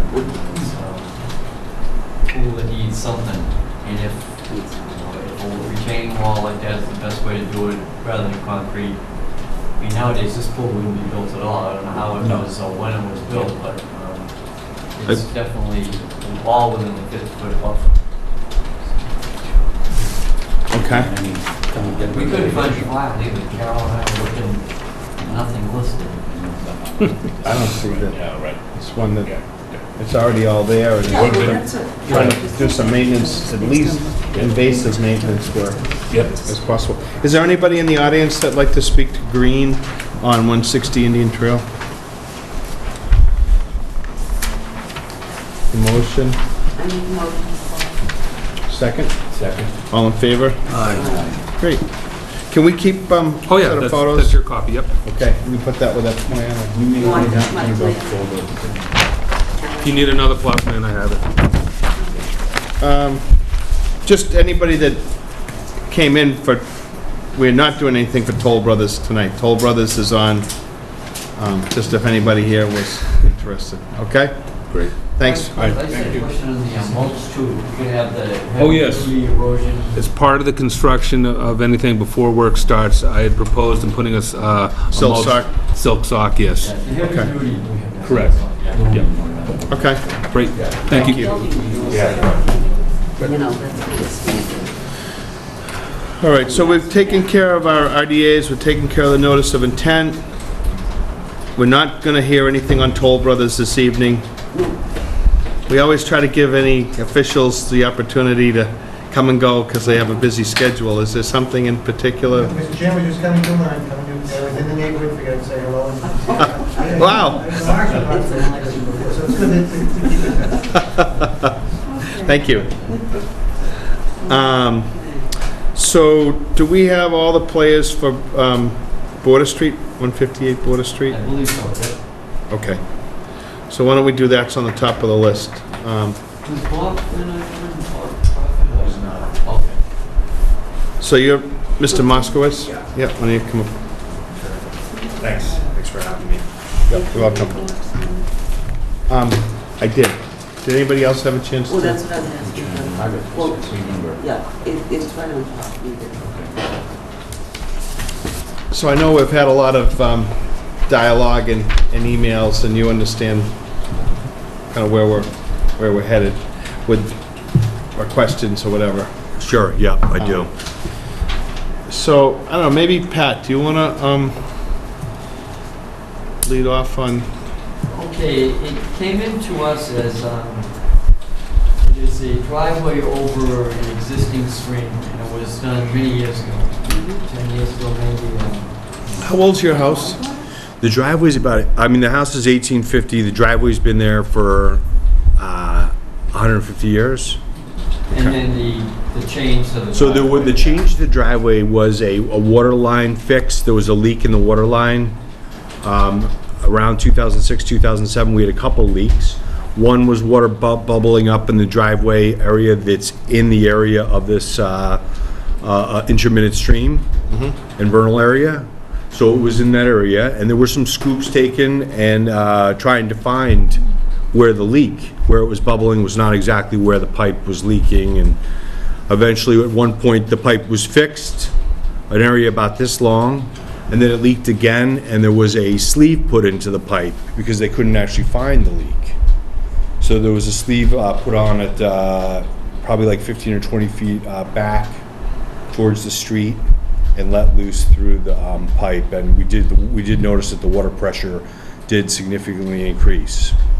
So you were losing water. We were losing water pressure at the house. We checked the water line at the street. The water pressure was fine at the street. And we did see the bubbling in the driveway where the water was coming up into the mulch area. So with that, we didn't, there was some digging that was done in that area. And there was some replacement of stones and also mulch over to just a few inches of mulch to put over that area once it was filled back in. And that was the extent of the issue heading into 2009 when there was an order from Conservation to have work done to repair the driveway, to fix the culvert in the driveway, or meet Conservation in Hingham Court. That was a letter we received. And I think at that point, it wasn't functioning the way it was designed. Or So potentially that culvert was damaged when the water line was repaired, is that, do we know that, or? It's always been stones under there. We're always losing stones. They get pushed down in there, and they eventually, we have to add more stones, and they're not all being taken out. They're going down in there, and they're loosening up, and some of them are spitting out, and it's not an exact science. There's ledge under there, and there's a lot of stone under there. It's a combination, and the water has always found its way through the cracks since I've been there in 2000. It finds its way through the openings, and there's a little steady stream coming through. During the wet season, it's only wet 5 to 8 months out of the year, depending on how much rain we get each year. And I think the reason we're involved is there was a requirement that an engineered plan be submitted and approved as a way to convey this water under the driveway. And at the time, DEP had stream crossing standards, and it calls for open culverts or bridging and stuff like that. And I guess, an engineer was contracted, but they ran into ledge. So at that point, an engineered plan never came back to the commission. So it was never closed out, and it doesn't meet stream crossing standards. So in the meantime, the allegation that it's backing up, it's causing a damming effect and flooding in the back, and we'll hear from both sides on this, but we wouldn't be able to close it out right now because there was no approved engineered plan to put this pipe in. The pipe was just kind of put in on top of the ledge. So that's the issue, I think, from Who put the pipe in? You know what? I'll go over it real quick. I think it'd probably have the best knowledge, certainly, of maybe the others may speak to it a little bit, but basically we received an order, come to Hingham Court and fight us on this issue, or get an engineered plan. And I chose to do sort of the neighborly thing. Let's get this thing fixed. Let's fix this thing and let's put it to bed. Let's figure this out. So I did contact Bob Crawford because when we bought the house, I knew that Bob had done the Title V work on the house. And I knew that he had some plans on the property and the water lines and all that. So that was the easiest thing. We contacted Bob. I called Vinny back, and Vinny said, I told Vinny, it's gonna take Bob about a week and a half to get it done. No, I want it done. He wants it done right now. There was someone trying to sell their house at that point up the street, that the water was backed up, they had a lot of problems, and he just couldn't take it anymore, just fix it. So he did do some elevation estimates. He went out there, he looked at it, he did say what size pipe to use. He instructed our excavator, Joe Bonomi, to use a certain size pipe and to run it at a certain level. However, he when Joe dug it up, there was ledge under there. There's no way that it could go down to the level of the bottom of the vernal area. It just couldn't go there. There's too much, there's big rocks coming up in the middle of the, big stones coming up in the middle of the driveway that are underneath there. So he put it as low as he could and he shut it back. It was the easiest thing. He had the pipe, we paid $800 for the pipe, or $1,000 for the pipe, and he had it, and it worked really well, the pipe. It just wasn't exactly what everyone wanted. You know, the pipe, had it been at the level of the vernal pool, they wouldn't have a vernal pool on that side of on the north side anymore. It would just, everything would flow through to our property. So, you know, in hindsight, I understand why there were some people that were upset. It wasn't exactly how everyone had hoped it would work out. In my perspective, it worked out really well because I think it's the best of both worlds. We get the continue of an intermittent stream running through the driveway, and in the event of a massive flood like we had in late 2009, 2010, the water flowed through that pipe on a regular basis. This past year, it only flowed through a few times. So it sort of suits both. I think it's fitting the need now. It isn't exactly what we all would like, but How far above mean water is the pipe? I think it's listed in the document here. It says,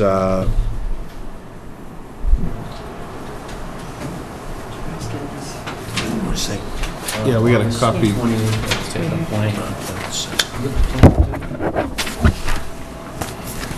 well, I think the neighbor says it's 2 feet. It's from the bottom of the culvert, bottom of the vernal area. It could be, yeah, somewhere between 1 and 2 feet, I would bet. Well, the invert of the pipe is 35.77, and the bottom of that low area is 34.8, so it looks like it's just about a foot. Yeah, and that's what it seems like to me.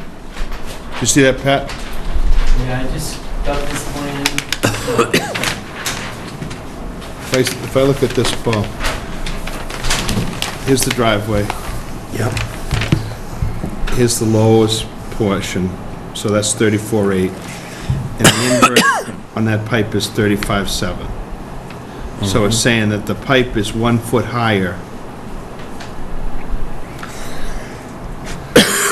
And essentially what he's showing with this plan is how far the water could potentially spread at that elevation.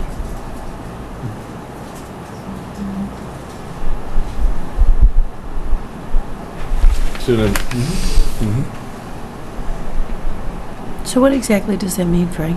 Well, if the pipe were placed lower, then if the pipe could be another foot deeper, then essentially the water would only, say, go out to this 35-foot line.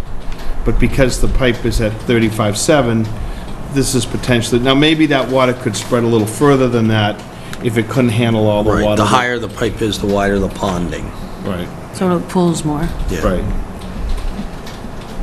But, I mean, it's within a foot, and that is a wet area. You know, if you look, I did drive back down Yeah, there. I was down there last week. Just, too. Yeah. it'd been a long, I was out there, I think right about the time I got on the commission, was probably one of the times that we had an issue, and I actually had walked through some of the backyards and things like that. This time I just was at the driveway and looked on either side. You know, back in 2010, when we had those floods in March, the water was 2.5 feet deep on my side. Right.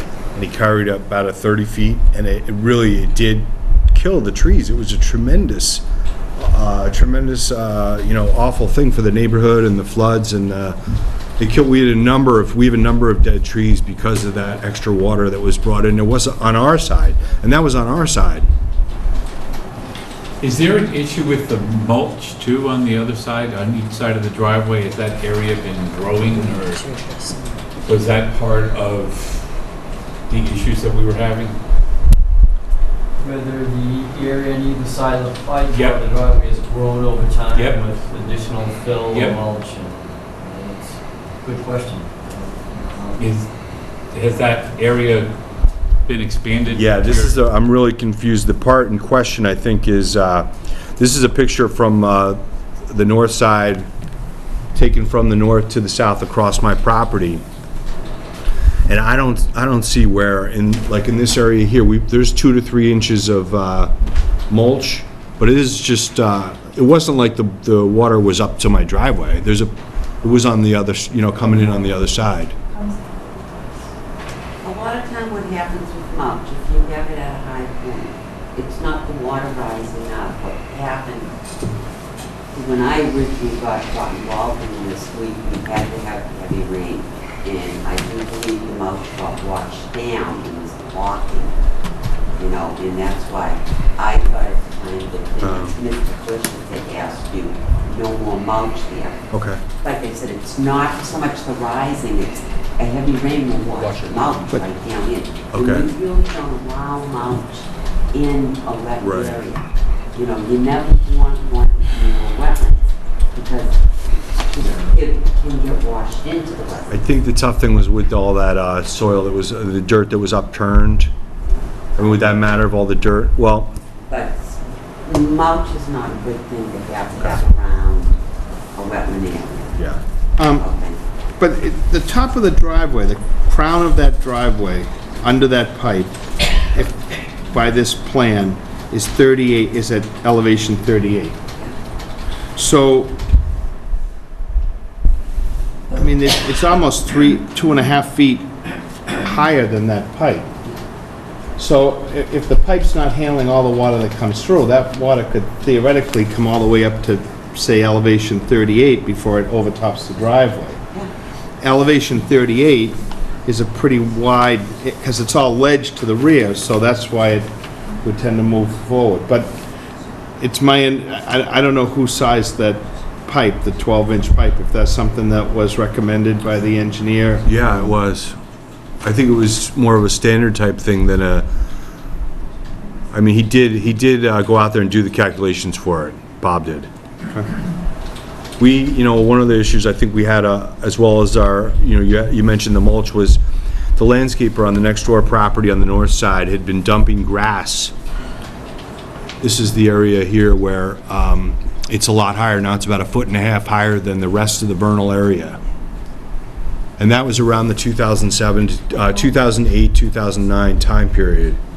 And a lot of the excavator, Joe Bonomi, the neighbor like Michael Blakey was very clear. When he kept looking back there, he kept seeing all that debris back there. And they really thought back in 2008, 2009, 2010 that it was the debris from all that landscape material from her property, the Campbell property, that was getting caught in there. I don't necessarily think it was an issue back then. I think it's an issue now, because what it does is it doesn't allow the pooling in that area. And I think that what happens now is instead of the water pooling there, it pools back on the Butler property. Well, when you look at this piece, and we could go around and around on this, but I can see where the pipe is. It doesn't appear that the pipe is obstructed. There's some rocks and other things sort of north of the pipe, a bunch of different rock pieces, but it looks like there's also fairly decent openings so the water can flow through those rocks to get to the pipe. And the more water, the faster the velocity of the flow under the driveway goes without the pipe. But this year was kind of mild, so the flow was just a sort of a trickle. If you were out there, you saw a little trickle. But the water, in order for the water to flow through that pipe, it first has to get to elevation 35.77. So technically, there could be a foot of water standing below that pipe in this, in that area. And right? that, yeah. There could be up to a foot of water. You know what, I think it needs at least 6 inches to get to, just to go under the driveway too. There's an elevation shift in their property coming up where it'll just sit in the vernal area, but once it gets up, it'll fill into this area because it starts like an arc coming in there right before the stone wall there. It's like 3 or 4 inches or 5 inches above. Okay, so the other problem I guess that we have is that there's some conflict between what you were originally instructed to do and then what was actually done. Am I right about Yeah, that? I mean, there's no indication that Bob Crawford was involved at any point before this plan, other than for septic work. He, all the hearings, we have minutes from the hearings, he didn't comment on a pipe at the time. It looked like there was a contractor, and he got out there, and they hit ledge, and he laid the pipe where he could. And this is, looks like a, I don't know, existing conditions plan that was submitted by Bob in this letter, so.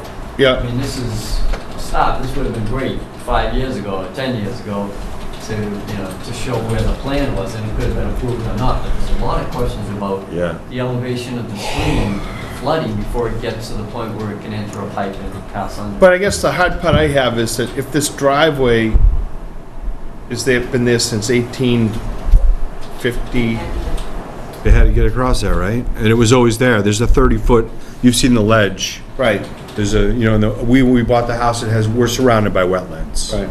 There's Was no- there any remnants of an old pipe or French drain or any other kind of, but just, There were, I mean, there were some stones there's some stones under there, placed in a sort of a specific way. so that the water could travel under the driveway? And it was a sort of a makeshift thing, so it had some stones, some ledge under there, some cracks in the ledge. It wasn't an exact science. All right.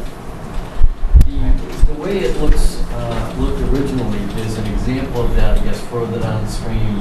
Michael Blakey said on his property is, they would place big flat stones on top of it, in an angle so that the water could pass underneath. So he thinks that originally that's what this was. Okay. But then when it got widened and more stone was put in, more fill get put in, and it was a piped solution. Right. Well, the widening of the driveway, I'm a little confused on a few things. Real quick, I want to cover. The conservation, we received a letter in the mail in 2009, fix this or meet us in Hingham Court. I was going to have the plan, and Vinnie said, get this done. We need this done right now. We're not going to wait a week and a half for the plan. And now we feel like we're being penalized for basically doing what the Conservation Department told us to do, which is putting us in a difficult position. We all have flooding basements, we all have trees that are dead, we all have new septic systems, we all have that stuff there. If you have to, update it, we've had it all on our property. When I first moved in, we had a foot of water in the basement the first time it rained. Okay. I have a question. After the pipe was installed, who did you contact to have it inspected? No, we did not. We didn't do it. Vinnie said, just get it done, and it was all, I wasn't involved in the process. Joe Bonomi, Vinnie said, just get it done to Joe, and Bob was involved. He did go out there, he did take measurements. Joe didn't just order that pipe by himself. Bob gave him the dimensions for the pipe and was involved in the flow, some flow calculations. He said he has flow calculations that he did back then. And that was in 2009? But there was no documentation. I didn't understand the process. There was no documentation. Vinnie said to just get it done. The amount of calls, there was someone trying to sell their house. Vinnie took a call every day for 3 months, every single day. When is this going to, what are you going to do? What are you going to do about 158 Border Street? When are you going to fix this? The water's backing up there.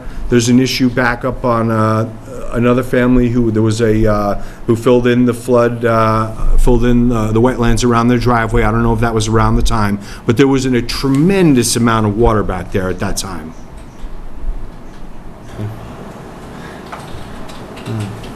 Okay.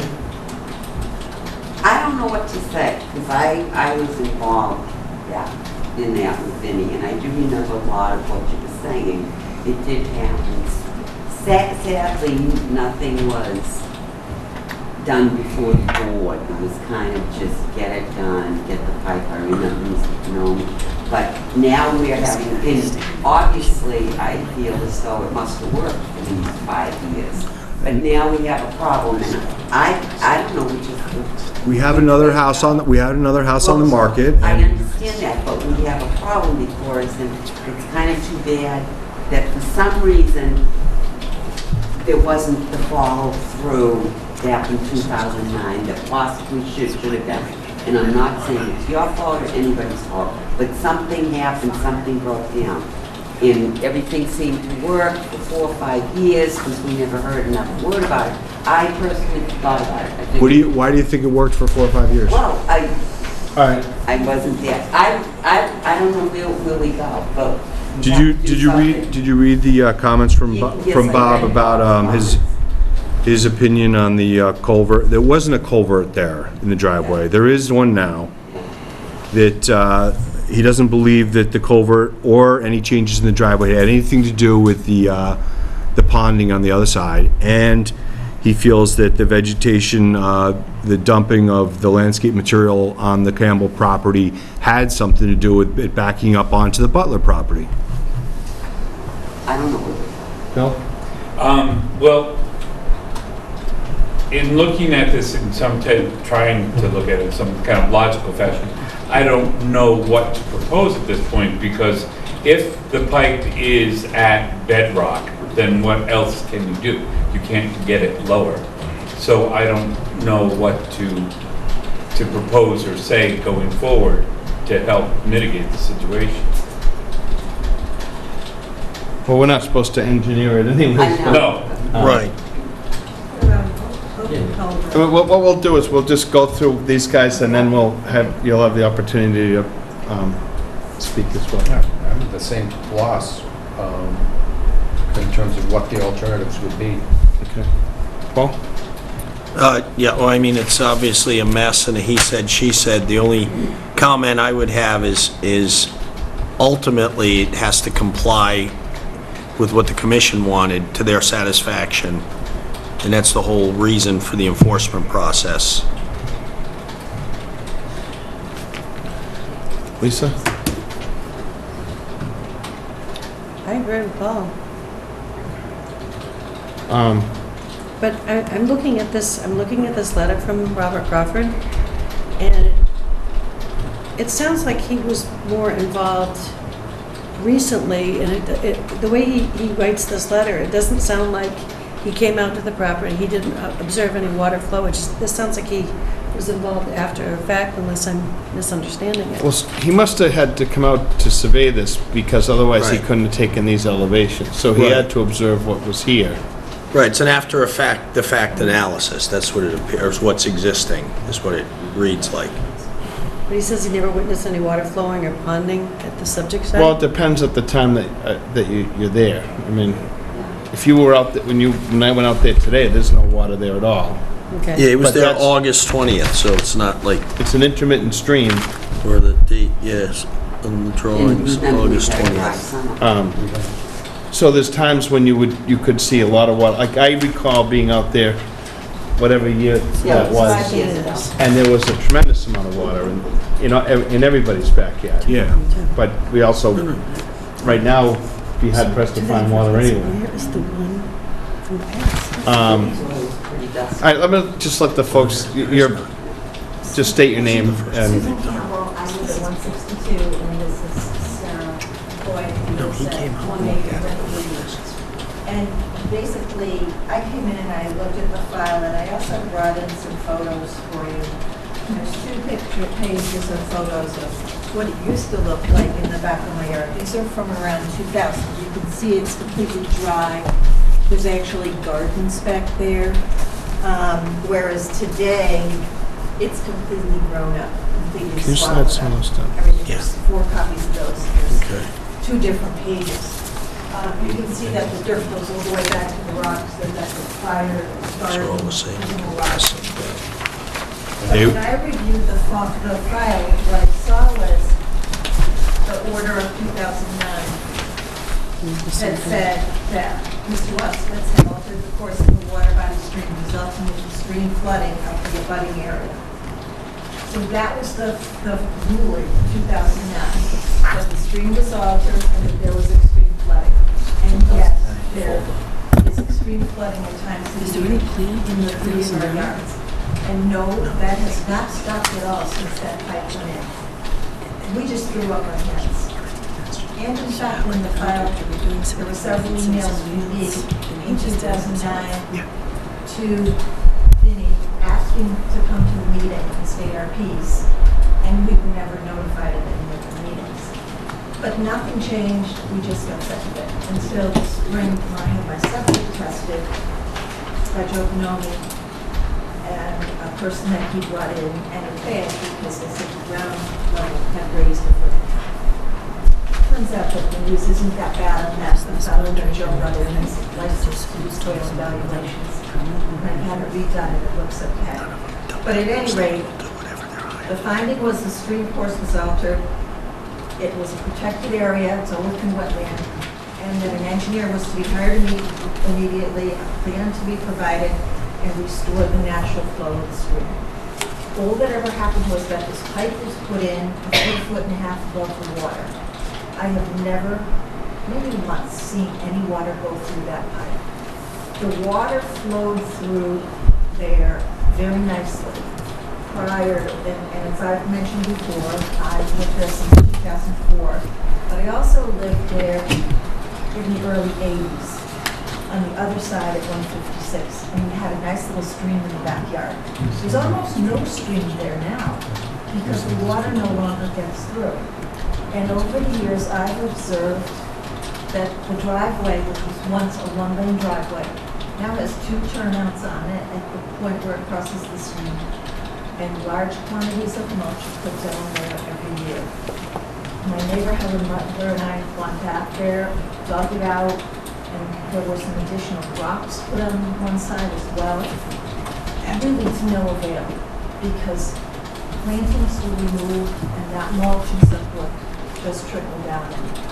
As to the claim that my grass clippings were put there, it simply isn't the case. In fact, my landscaper was the same as Rick's. I saw him doing it once, he said, stop that, that a new landscaper. So that simply is not true. And furthermore, with all that water, the grass would totally disintegrate, but it just isn't true. So I have invasive knotweed, 7 or 8 large dead trees, which you can see in the early photos and the later one. And we all have, Sarah's lost how many black walnut trees? 2 black walnuts and a huge oak. So we've all lost trees. In the Butler's backyard, as she mentioned at the last meeting, this is our 4th meeting here, I think. You can't even walk in their backyard. Their backyard is worse than mine for some reason, but the water comes way up. And, you know, the people prior to, in 2000, they had a garden back there. They had shrubs. They grew vegetables. It was dry. So my feeling is, and I think everyone else is, won't be here tonight, is let's just get that order in 2009 filed. Let's get an open culvert in there, or a culvert that meets the requirements of the Mass State stream crossing rules, and try to save some of our trees in our yard before that invasive knotweed takes over everything. Can I clarify something? Who stated that the stream crossing was altered? That was the Conservation Board in 2009? Yes. Yes? And how was it altered? In what degree? How, Well, I in don't what have fashion? the order here with me, but, Frank has 2009, right? and I would Okay, also but say, what are we contending? That by adding rocks, by I mean, widening the driveway. by widening the driveway? Okay. And That- also as to the water coming up in the driveway and the water pressure, I had some problems with my water too, some sickness in it because of the pond in the back of my yard called the Water Commission.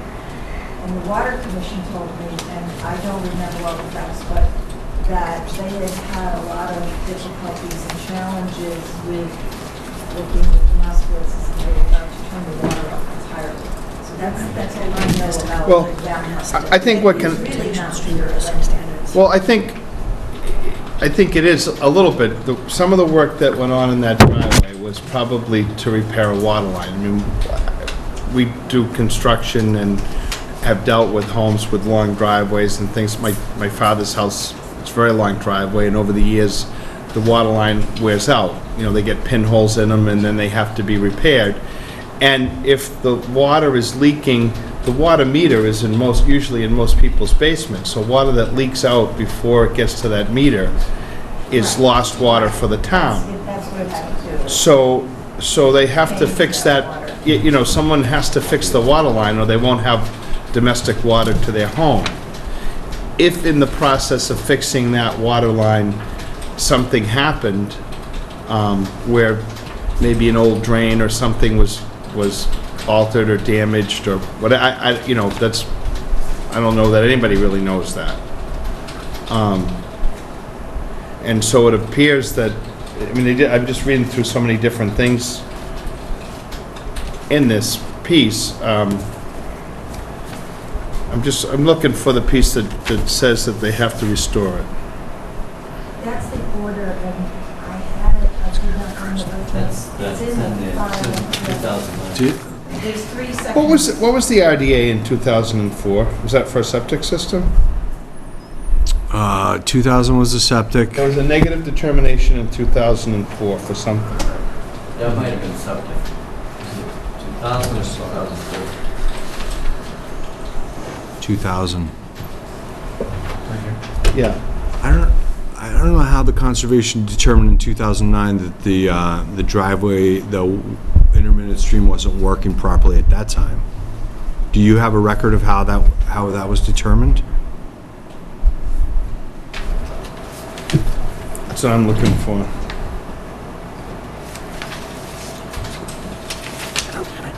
You mean that the stream crossing was altered? Is that what you're asking, how they came to? I mean, if the stream crossing was altered, what really matters is that it's not working the way it was working before. How did you know that? How do we know that? How did they know that back then? Yeah. So in 2009, I was the chairperson, and we sent you a letter that work had been done. There was that water line that was fixed twice on the driveway, and you put a few inches of mulch over the, I guess I should also say that when the first couple of years I lived there was no water problem. But the water growing problem in all of our backyards began with needing a lot of work on the driveway. And the driveway. Is that addressed to you? started to grow. Yeah. So, I'm trying to remember, who was the agent in 2009? Was it Paul?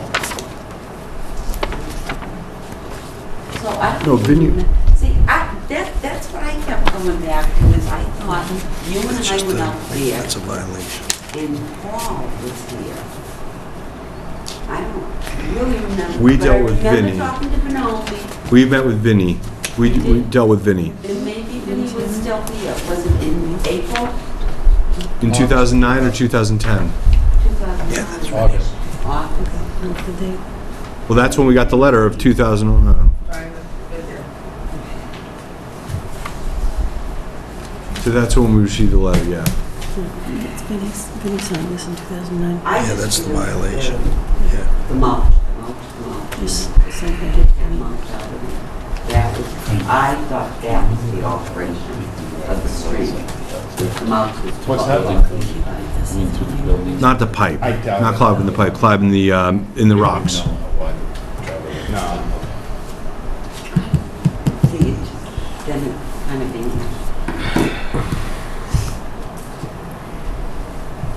She said she had Pat, any words of wisdom here?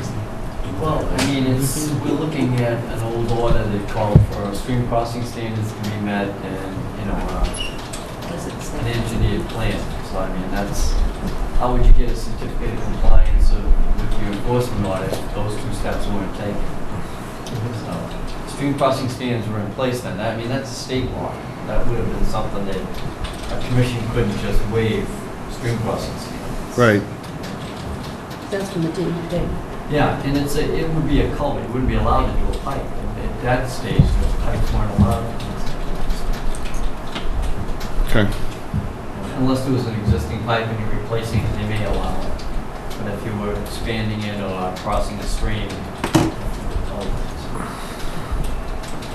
And that was the enforcement order from 2000 and... that was 2009. And then 2010, there were letters or correspondence saying that it was backed up again. but that's in there. Okay. And that was the time when we had record 100-year floods, 2009, 2010. In the last 5 years, we haven't heard anything. If we didn't do anything to the property, we would have had a backup in 2009, 2010. Right. But if nothing was done and there was no changes to the water line, it would have been a huge backup. That pipe actually took a lot of water out of there in that time period. The issue, I understand, it seems like we all have an issue here, the fact that it wasn't taken care of properly, and Vinnie said, get it done, and here we are,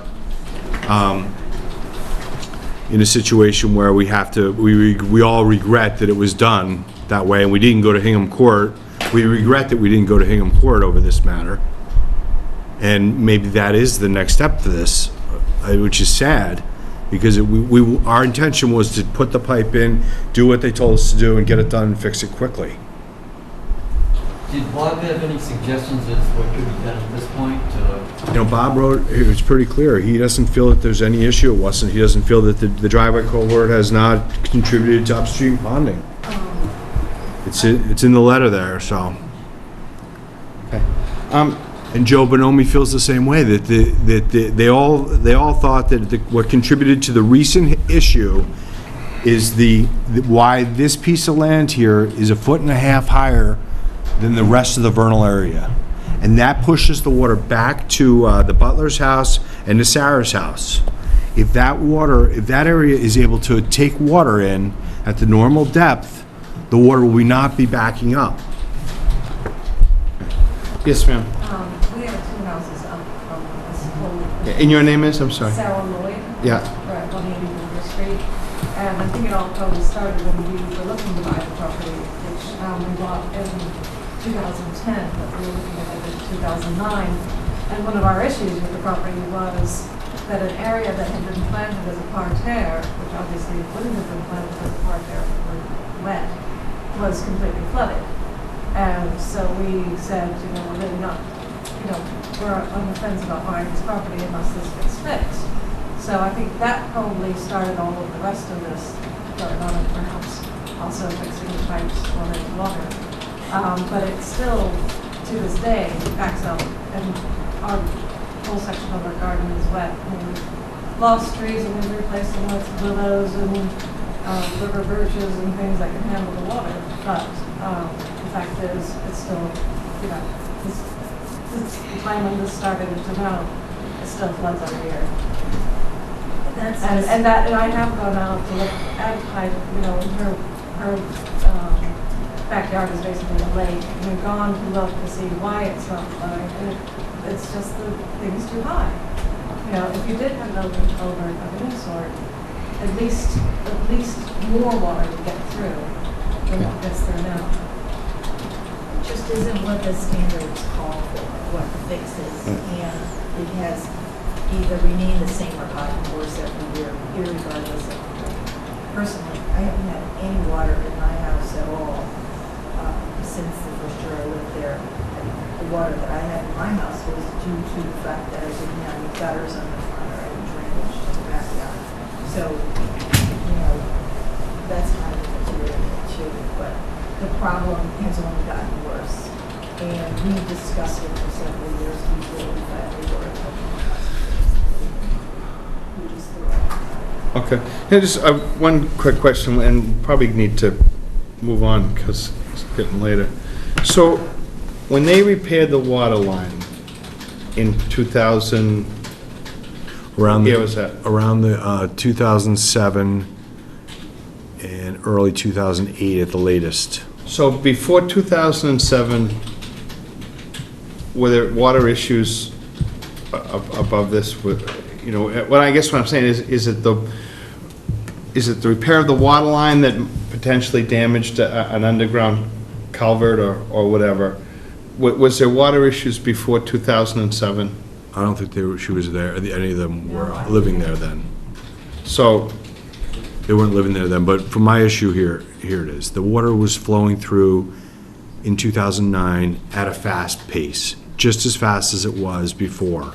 The issue was there's a lot more water. There was a ton of water in 2009, 2010, and there were other issues. That big pond that But was The there, Sarah Lloyd has so there was and- not, there was never a pipe there? The only thing that the water would have gotten under your driveway would have been some stone culvert Yeah. or some other And that- older, And that was still, and after we put that in, the water was still flowing below the pipe, under the ground, coming out from underneath the ledge, before the pipe went in? before the pipe and after the pipe went in. Okay, The water has still flowed. okay. It flowed all year. It only went through the pipe a couple times this year. So it But still the water travels under that? Still travels under there. Okay. Except it doesn't really. I mean, we've observed that actually in the spring a couple times, Helen and I have gone out and dug there, because it doesn't flow through anymore. And we surmised that it had to do with the construction and changing of the driveway. And maybe that was when there were the water problems. Okay. The first couple of years I lived there, from 204 to, say, 206, there was just that little trickle. Okay. And now there's ducks, and, you can skate on it in the winter, and in the spring it's a lake. You know what, I think we've heard enough tonight. I don't think we need to go into any more detail. And I think we'll take some time to go through the file and the plan that we got from Mr. Crawford, and then get back to you. Okay? Thank you very much. Let's keep all this stuff together. That's mine. What do you want? Do you want that? Do we have that? Yes. Can we keep the pictures? So this, No? I printed it out. Thank you. I haven't even seen it, so just.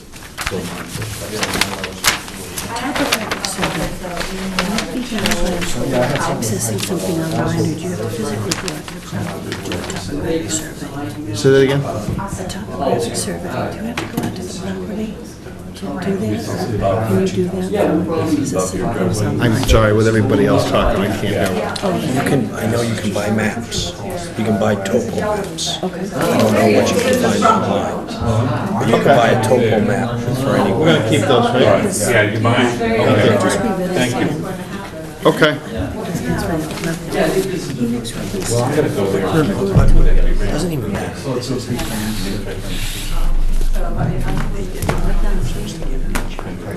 All right, Thank you. Then he got him to come out there. So he needs to get this here. What's that? Well, he's an engineer. Yeah. He needs to get an engineer to. Okay. They're saying that they hit ledge when they went to put it. Well, it sounds like, to me, what possibly happened is, if you've got, like, the old system, you got some stacked rocks and stuff, and you got water flowing, then you go and you work and you widen the driveway, you fill that all with fill, Right, and now you got a pond, right, and yeah. But it's a, you know what Border Street's like, it's all ledge. So, I thought this was, I tried to grab Steve, I said, is this the problem that we had where the water would come out onto the street and freeze? He said, no, it's further down. yeah, Oh, all right. probably it goes underneath this thing and then eventually gets down there where it comes, It's all ledge. yeah. right.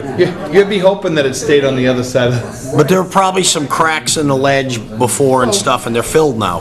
that's what the old, when they built that house 150 years ago, they didn't have any excavators. Right. So those guys literally picked out an area It was suitable where they could build a house. and to get that through, and then, as you pointed out, they'd take some flat rock and they'd put that over it and then put gravel over that. Right, right.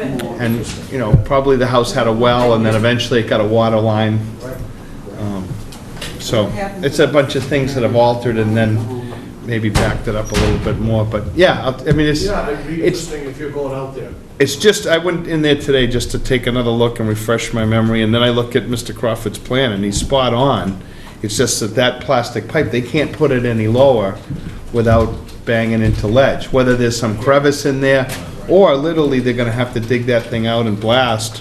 That's why there are stream crossing standards, because these things don't work, so they say, let's get a way that keeps the Right. stream flowing, and Right. not only flows the stream, but it prevents flooding and stuff. It does sound like the flow was altered, though. But not to beat a dead horse, but what we have is an engineer saying that it Starting doesn't to get it, affect starting it. to rot. But we don't have one that's saying that it does. No, all we have is an after-the-fact letter of a guy who walked out and looked at the pipe and told you this is what's there. Yeah. That's all you have. Right. And he references conversations from other people rather than speaking from his opinion. He's referencing a contractor, he's referencing that. There was nobody Right. there before. I think we just have to look at that 2009 directive, and then what's here, and then let them know what we want. And we have testimony from the abutters too, that people weren't here tonight, that talked about old times, and that's in there too. Okay. The batteries were here, let me just see if they're still I around. think Mother Nature. Well, I think that's one of the things She's that's the absolutely problem, possible. yeah. They've given up. Yeah. They gave up? I think, well, they met with us today on site, so. Yeah. We pretty much said you need to file, and I think we were gonna say that tonight. I think they agreed to file. I think that's where we are. Right, and we wanted dimensions, we want the File. fence depicted on a plot We talked plan, about an IDA, but also with a plot plan that shows, where the fence is. So we're gonna send her a letter to that effect. yeah, why don't we do that? Yep. Okay. Are you gonna give them a time frame, please? Yes, ma'am, and what would you like for a time? A frame? month. A month, so the October 1st meeting, Yeah. Okay. or in Yeah, by, we have need it a filing, they have to filing file by the then. first. Okay. Yep. All right, I mean, these are going on and on. Yeah. Okay. What's 228 Central and 159 Holland? 228 is, that's Ackerman.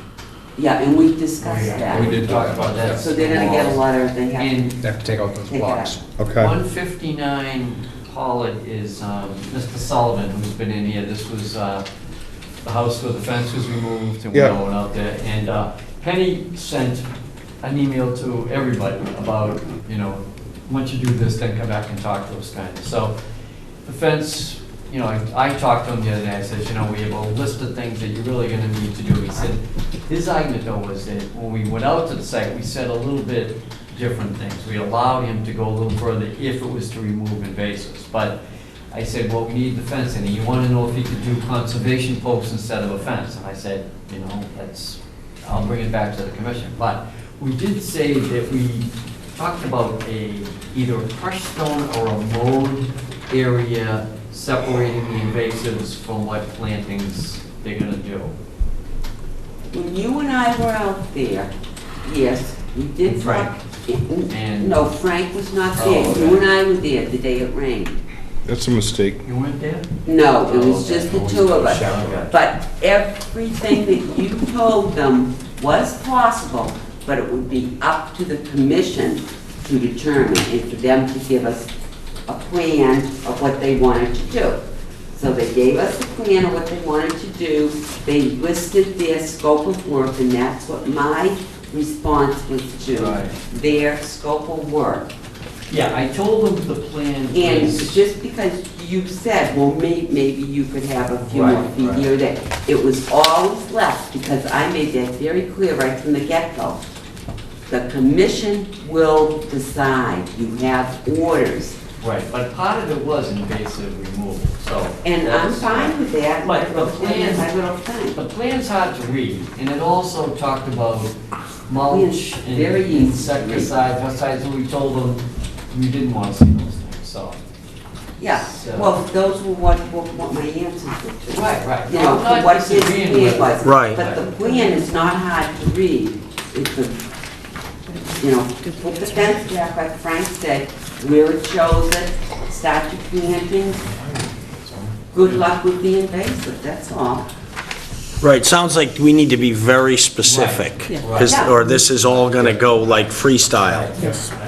And So- that's what they're probably freestyle. So maybe we should point out the things on this plan that we're not gonna go along with. Say, take out this, this, and this, and come back with something different. I mean, he was gonna nuke everything out there. We didn't want, you know. Right, we need a real specific documented plan that we can hold them to. Right, but I think to give them guidance on that, we gotta tell them what parts of this one we don't. Right, yes. So Okay. maybe we could do that by email. I mean, I But they have do your have a set of email. orders. I mean, there's a set of Yeah. orders for that property, so I don't And know there's a why. plan for that property showing where the Yeah, plantings are. but it already gets chopped up, so now we're doing a restoration plan. They have an order of condition, but it's wrecked. So put it back. That's It fine. was invasives and it was wood, so they said, can we plant them instead? And we said, yeah. So, I mean, it's. So they need a we're planning getting plan. something So they back. can have a planning plan on the other side of the fence. And I mean, I'm that's assuming fine. they're gonna have a lawn between the fence and the house. So because they've disturbed it, we want a planting plan and a plan to put that stuff back, along with the fence. Right. Yeah, the Yeah. fence or post at the Okay, I don't have a real property. strong feeling either way. Yeah. Huh? Yeah. I don't have a strong feeling whether they're fenced. I don't either, but I want the plantings to start where they're supposed to. Right. start. Okay. Not 20 feet back, which this man was. No, because it appears what they're trying to do. It's like you'll have post, then you'll have mulch, then Well, you're yes, he expanding wants- he the, wants yeah, mulch, he wants- right. Well, we Landscape walls, he wants- yeah, we said no to that, but at the very edge where the invasives are, he wanted either mow it or gravel it, so that there's some control as to where the invasives, and I said, you know, if the landscape think that's a good idea, bring the argument to us and we can. listen. Right, it can be I part don't of- know. It part might of be their, better. Right, right. Plan, but All right, when do you want them back? The guy said he should start the planting before October 1st, so should we get him at the next? 17, Yes. Don't have any choice. Okay. okay? Yeah. We'll bring breakfast. And then, I think we're done. What's going on with the Chief Justice and the tree? I had to go see twice. Patty Butler's. Patty, yeah, that's it, we should decide tonight. Yeah, let her cut them down. Does she have a letter from an arborist saying that the tree's no good? She had, one's dead that we all looked Yeah. at. Yeah, The that's other not a one problem. That's was very big dead. and alive, but there was a branch over her house, so the debate was, can she take the whole tree or just that branch? You know what, I'm not an arborist, and if she's got an arborist that comes out and looks at that and says that that tree is done, I don't care if she takes the tree down. That's not though what, that was not the case, to my knowledge. The dead tree, She didn't want to get an arborist for the No. other tree. the other tree. Well, I think she could take the dead tree down, she could take the branch off the house, anything about that, get an arborist. And if somebody comes back and says that that tree could be detrimental to her home, then I'm not gonna argue it. Okay, so that's the letter then. Yep, Okay. But an arborist you want to. somebody that would be Yeah. If qualified it's more to, than the branch. okay? Okay, all right. Is that everybody? And the next time we have one of those things, what we ought to do is ask the person to put something on the tree that they wanna Tie take the down, yellow so we're ribbon. not standing there, Tie a yellow ribbon, right? Right. because I'm not very good at mind reading.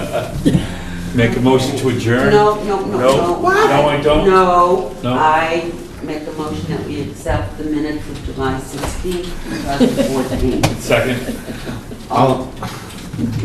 All in favor? Do I get to say that? Yes, you do. Aye. Aye. I make a motion we accept the minutes of August 6th, 2014. All in favor? Aye. Now we're I make a done. motion to adjourn. Aye, second, aye, second. Aye, all that. Get some rest before the next meeting. Yeah. 17th.